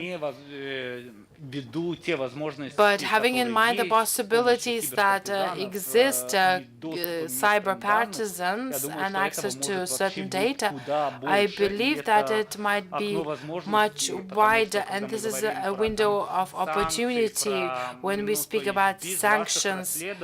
Without your investigations, you can cover all the map. It would be much more than that the report by Reporters Without Borders or United Nations. Your investigations could be much more acute, and they would really strike those that are to blame. I'm also glad that some publications are moving to the Belarusian language. Tribuna Bais, different sports publications. This is just fantastic. Several years ago, we wouldn't have imagined that. I also want to thank the Lithuanian government. I think that it was a good job. That only Polish can boast of such level of support. Well, the Latvians also gave their support, but international partners from different capitals, Berlin, France, where are your capitals? Where is your political will there? Well, we are geographically close countries, but would like to have this geographical dispersion more. I think when we give credit to somebody, we say that it could be even better. Journalism and relocation of journalists with families would become possible for many. The government understands the situation with bank accounts, especially those who are still inside. This is a systemic work that still has to go on, despite the fact that we understand it, but we need a systematic approach by knowing that there's a huge sensitive cluster of journalists from Belarus and neighboring authoritarian countries. And my third wish to you as a community is solidarity, solidarity, and once again solidarity. Let's not forget those who are inside. I heard about regional media. I think there is a lack of attention. Large media also take a lot of focus on them. региональным СМИ могло бы быть I think больше. that you should pay more attention to И, regional media. конечно, при всем уважении тем, With due кто работает respect с диаспорой, to those я who думаю, work что with the вы diaspora, не имеете роскоши позволять себе I работать think that you только cannot про have this диаспору luxury или to только work говорить там в to work for the diaspora or с to головами, которые participate вот in уехали, talk и они shows то в одной, то в другой, то третьей студии появляются, и тогда кажется, что that ну, то есть вот они заняты, of вы those заняты, who то есть вы вроде бы who left their вещаете, а country новостей-то нету, есть только мнение. with no И вот news, как раз but региональные only СМИ, я opinion. думаю, что немало I это think делают, that есть regional исключения, но medias are в engaged in этом that плане with можно some как бы exceptions. потянуться, And in картинка this нужна. area you could Четвертое, и improve. это очень наверняка And важно, особенно point про number БАШ 4, говоря, то есть speaking это about BASH, саморегулирование, то есть этого роскоши нету вроде бы у we don't российских have СМИ, которые вот self-regulation. релацировались, а БАШ тут есть. И чтобы не было таких Is странных very явлений, как important. там на радио 97 и подобные вирусы, которые отнимают немало времени и так So that, очень ограниченного ресурса, который different помогает как бы, radio белорусским СМИ 96 viruses are незалежным. prevented. Нужна очень твердая позиция, кто We есть need кто, a strong улучшить position радар who's в who силе только вы to сами, improve белорусы, и сказать the честно, radar. как бы, время котиков And прошло. Пятое, про возможность использовать point number 5, speaking about the possibilities. эти возможности, You потому have что to мне use кажется, all сейчас those возможности possibilities, на трансграничное because, сотрудничество, кажется, вот этот пиковый момент, расследователи это показывают the highest частично, но moment может of possibility этого of быть куда больше, cross-border особенно cooperation, с украинцами, especially и with с российскими СМИ, Ukrainians которые and релацируются тут, то есть with опять я вижу Russian процесс, media что that двигается, work но here. I могло see бы this быть process больше, moving, but it could be much more такой intensive. единый антиавторитарный And фронт, потому что это you действительно should build this очень важно. anti-authoritarian И, front. ну, профильные международные организации я частично упомянул, то есть, да, это I've хорошо, mentioned там, international деньги, organizations, финансы, profile advocacy, organizations, тренинги, семинары и так advocacy, далее. funding, Но как бы training, про политическую волю надо but political подчеркивать. Мы will не можем should бороться, always то, вот, be что repeated. господин Грудилович упомянул, как бы вот собственно, вопрос, а что делать? Вот профильные организации, которые For занимаются example, different журналистикой, organizations что responsible делать for с journalists, журналистами, если они были there's a вынуждены question for уехать? them, what to do Мне with journalists кажется, that have reached their и что retirement это age. вот политическая воля в столицах там, потому что мы Political боремся will с in the последствиями. capitals. We're А надо fighting бороться с проблемой. the consequences, and we have to fight the problem. The problem тут is вопрос in Minsk. ОБСЕ, когда они приезжают, здесь And this делают is a problem исследования, of the как живут OSCE, правозащитники, which comes here журналисты в and Литве, в Грузии, в Польше и так далее. investigates. Да, советы, рекомендации давать вот местным властям, которые и так работают, это я понимаю, это очень просто, галочки поставили и It так is далее. very Но simple вот to give Лукашенко, recommendations помните, to когда local authorities. говорил про But do you remember разворачивание странички, Lukashenko то есть вот speaking about turning никто, another ни page? мы, ни эти Nobody, международные профильные организации не может neither we себе nor the позволить international разворачивать organizations страницу. И can давление have в this полной мере luxury and должно идти open new туда, page, and the pressure must и be вот не надо directed время терять на галочки.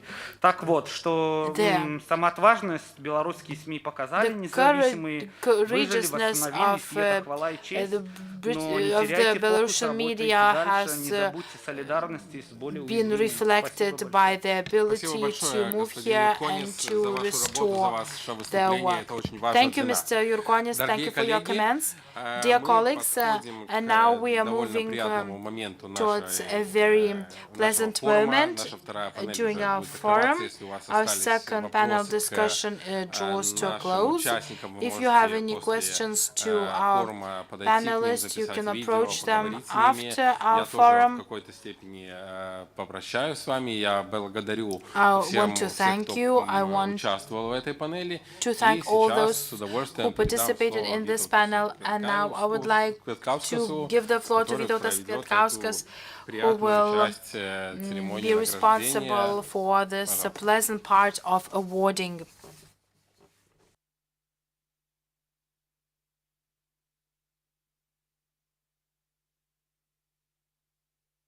И текст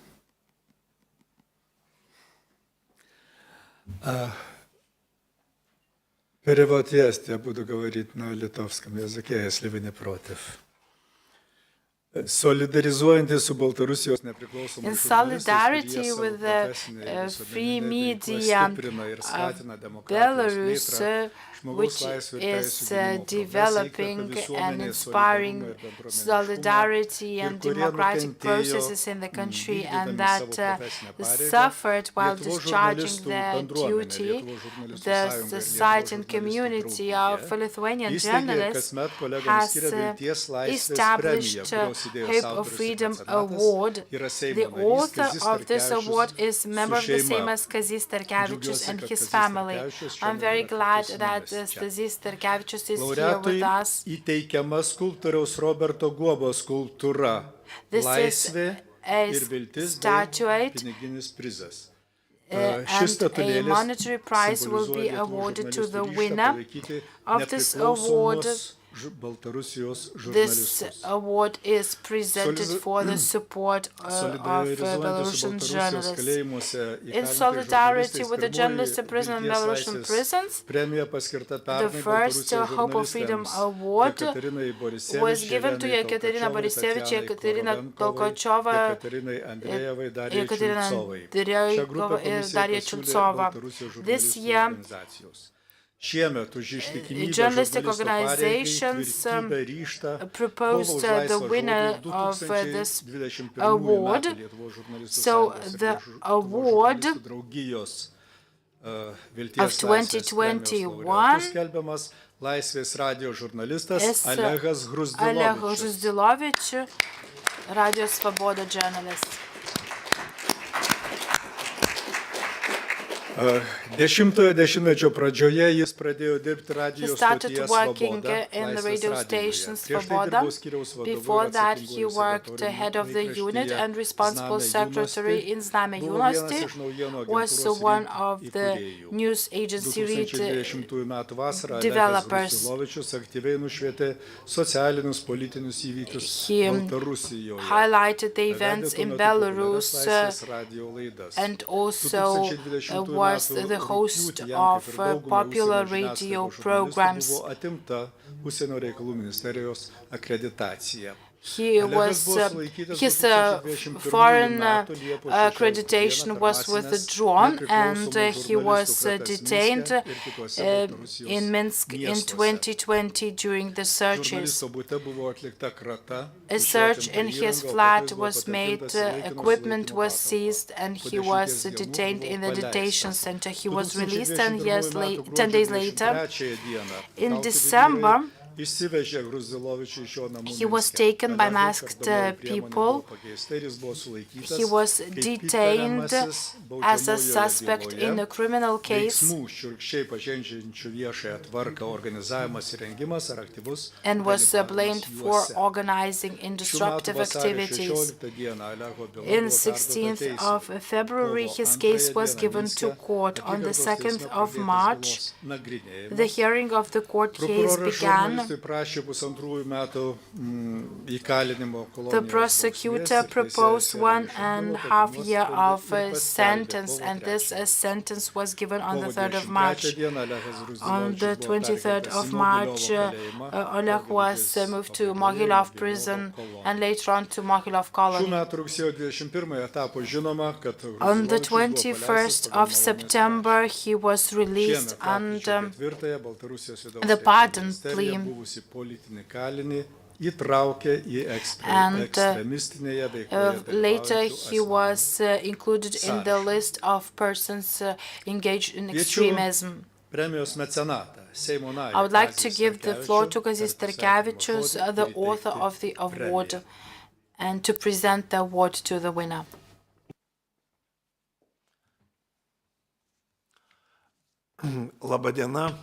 Good afternoon.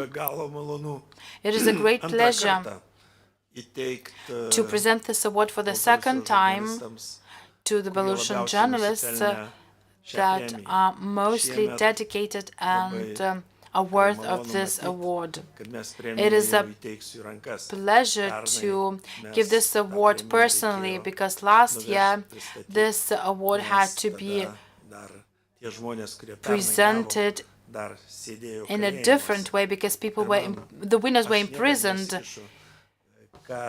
nusprendžia Actually, I do not interfere in the decision on the award.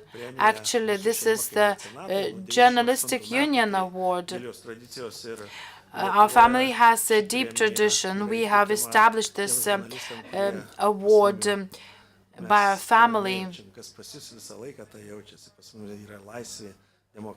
We have freedom and democracy in Lithuania, but there are journalists who are doing a very hard job in cultural publications and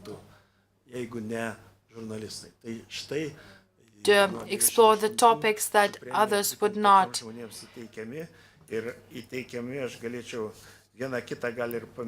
I can mention one or other previous winners of the award. For example, in 2018, this award was conferred on Mariona Šaknienė, the journalist of the cultural newspaper.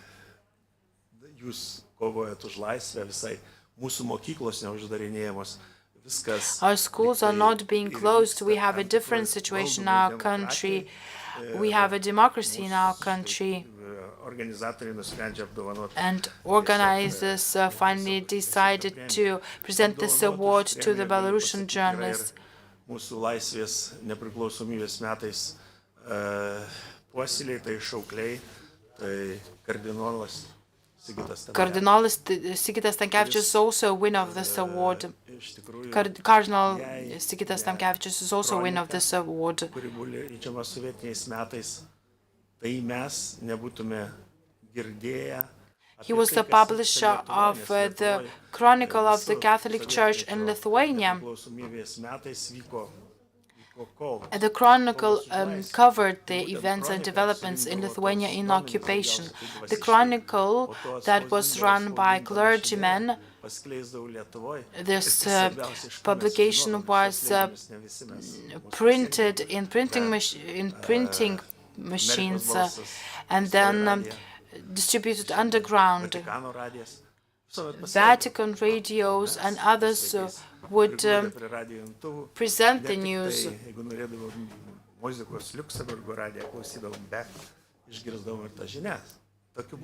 We would hear the news as well, so this freedom, the thread of freedom, would always be alive.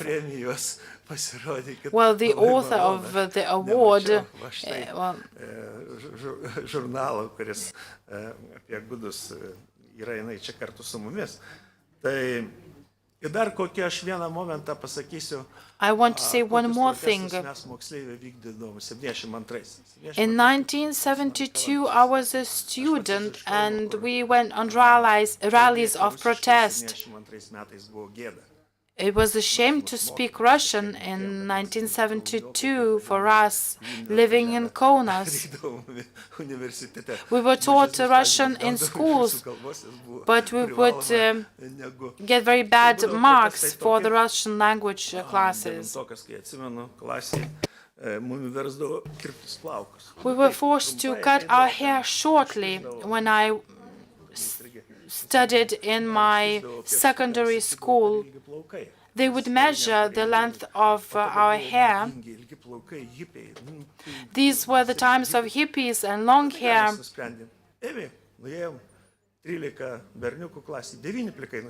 And we decided to make our heads bald. We came back to school. And we were asked whether we were protesting, and we said no, but it was a protest. I could tell you many stories of that kind.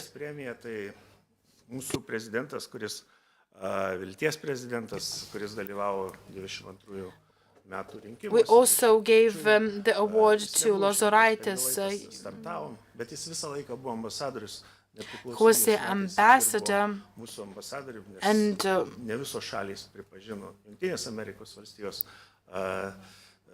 represented our country.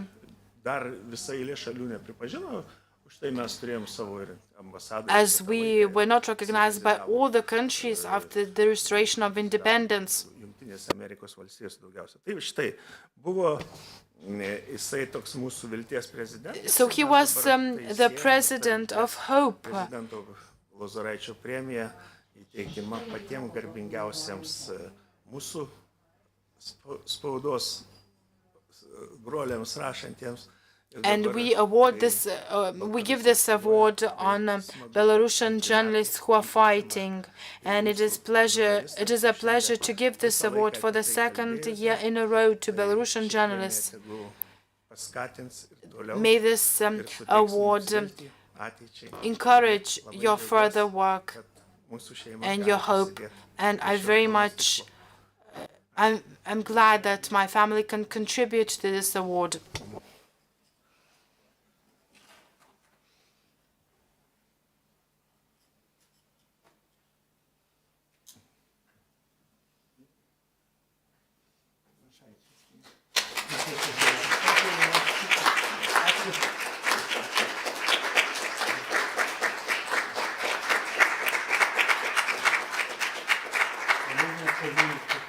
Дай, пожалуйста, вам слова, конечно. Спасибо вам тоже. Поздравляю Союза журналистов. Да, спасибо. Ачо. Как у нас сейчас говорят, ачо, very much. Thank you very much. Я просто очки надеваю для того, чтобы... I'm putting my glasses on because I have to name the journalists whom I've seen in prison and who, I believe, could share the prize with me. Well, I was lucky to be free again. It was difficult to believe in, but I was happy to work as a radio journalist, and the free radio was always supported by the United States of America. In my personal case, I was fighting for the rights of journalists, and my fight was successful. I still have one task ahead of me, and I have to ensure that other journalists are liberated.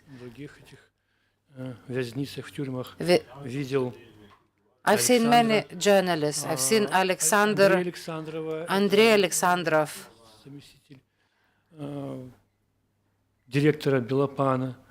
Deputy Director of Belapan, Vorozhilov, Marina Zolotova.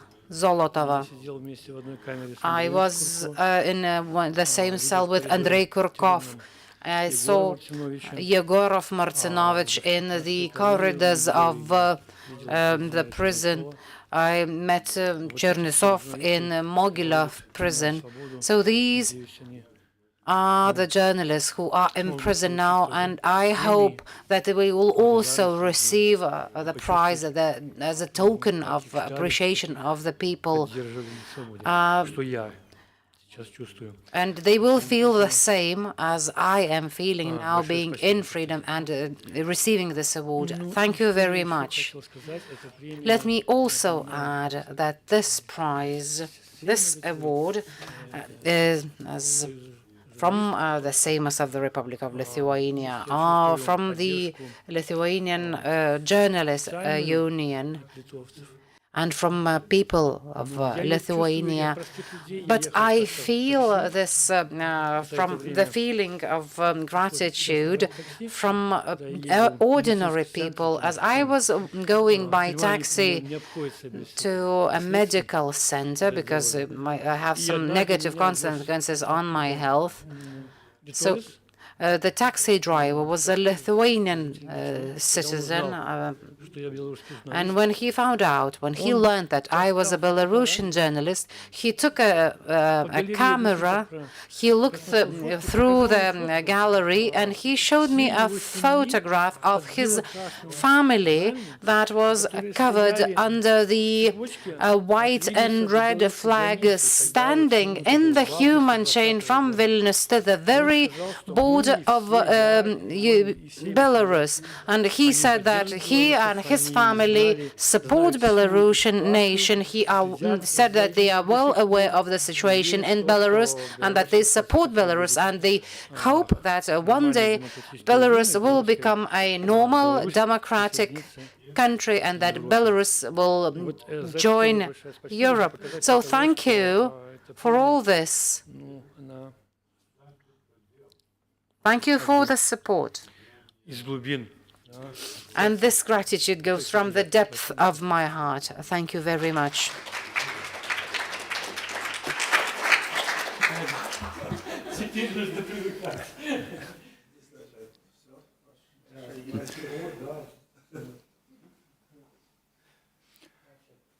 Большое спасибо еще. Thank you so much. Мы будем закрывать конференцию. We're going to conclude our forum, and I would kindly ask Andrei Bostanets to say some concluding remarks.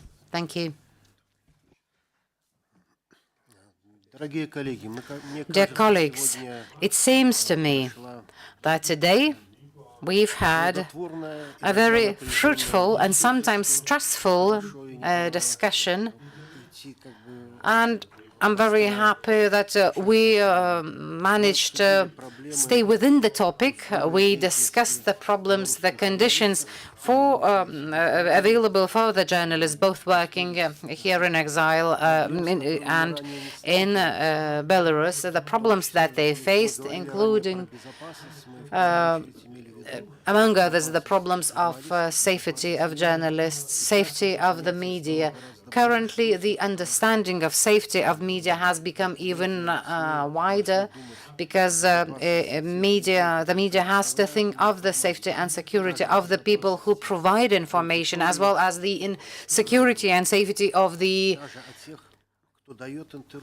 audience, of those who participate in interviews, and self-government of the media was yet another aspect that was covered.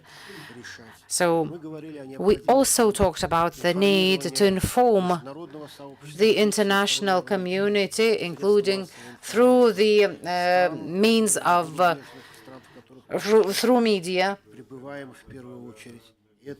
the countries of our destination as well as other countries.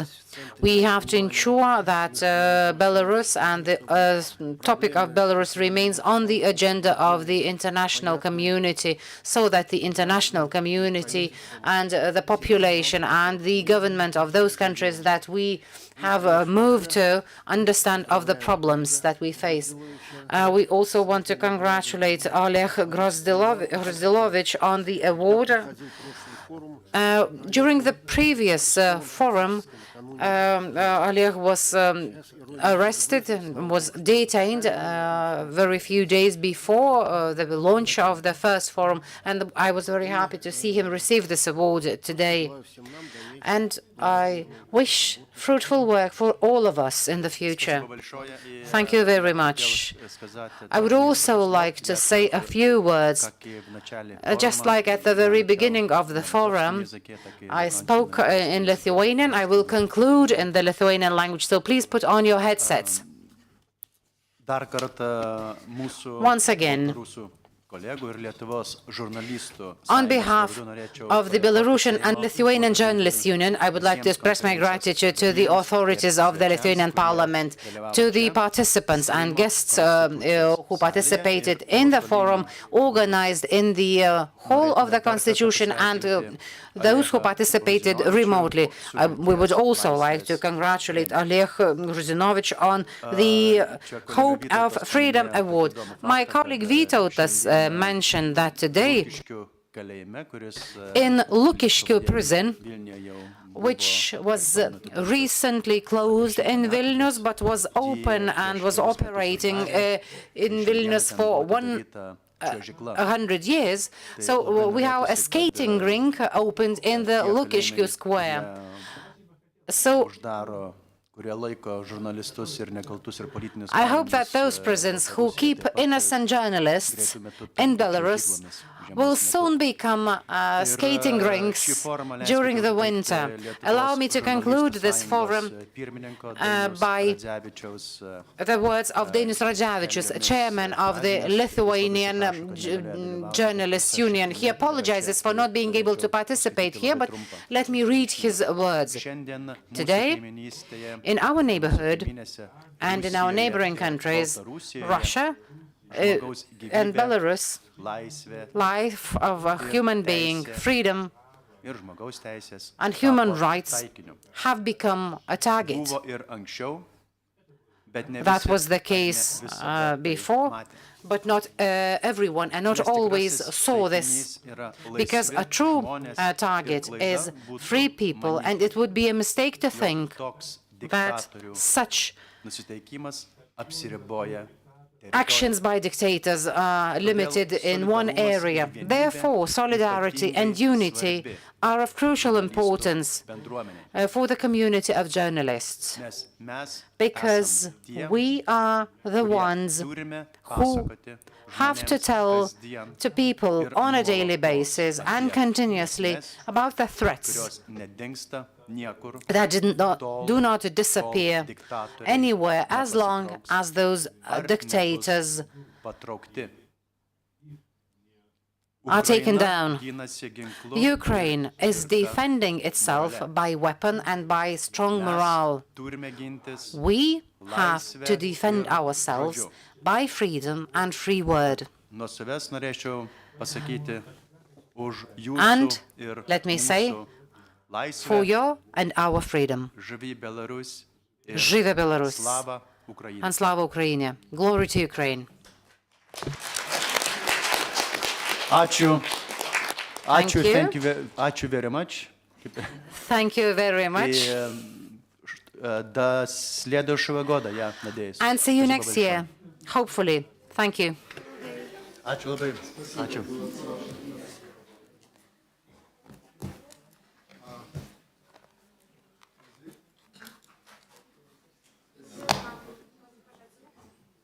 Заочно.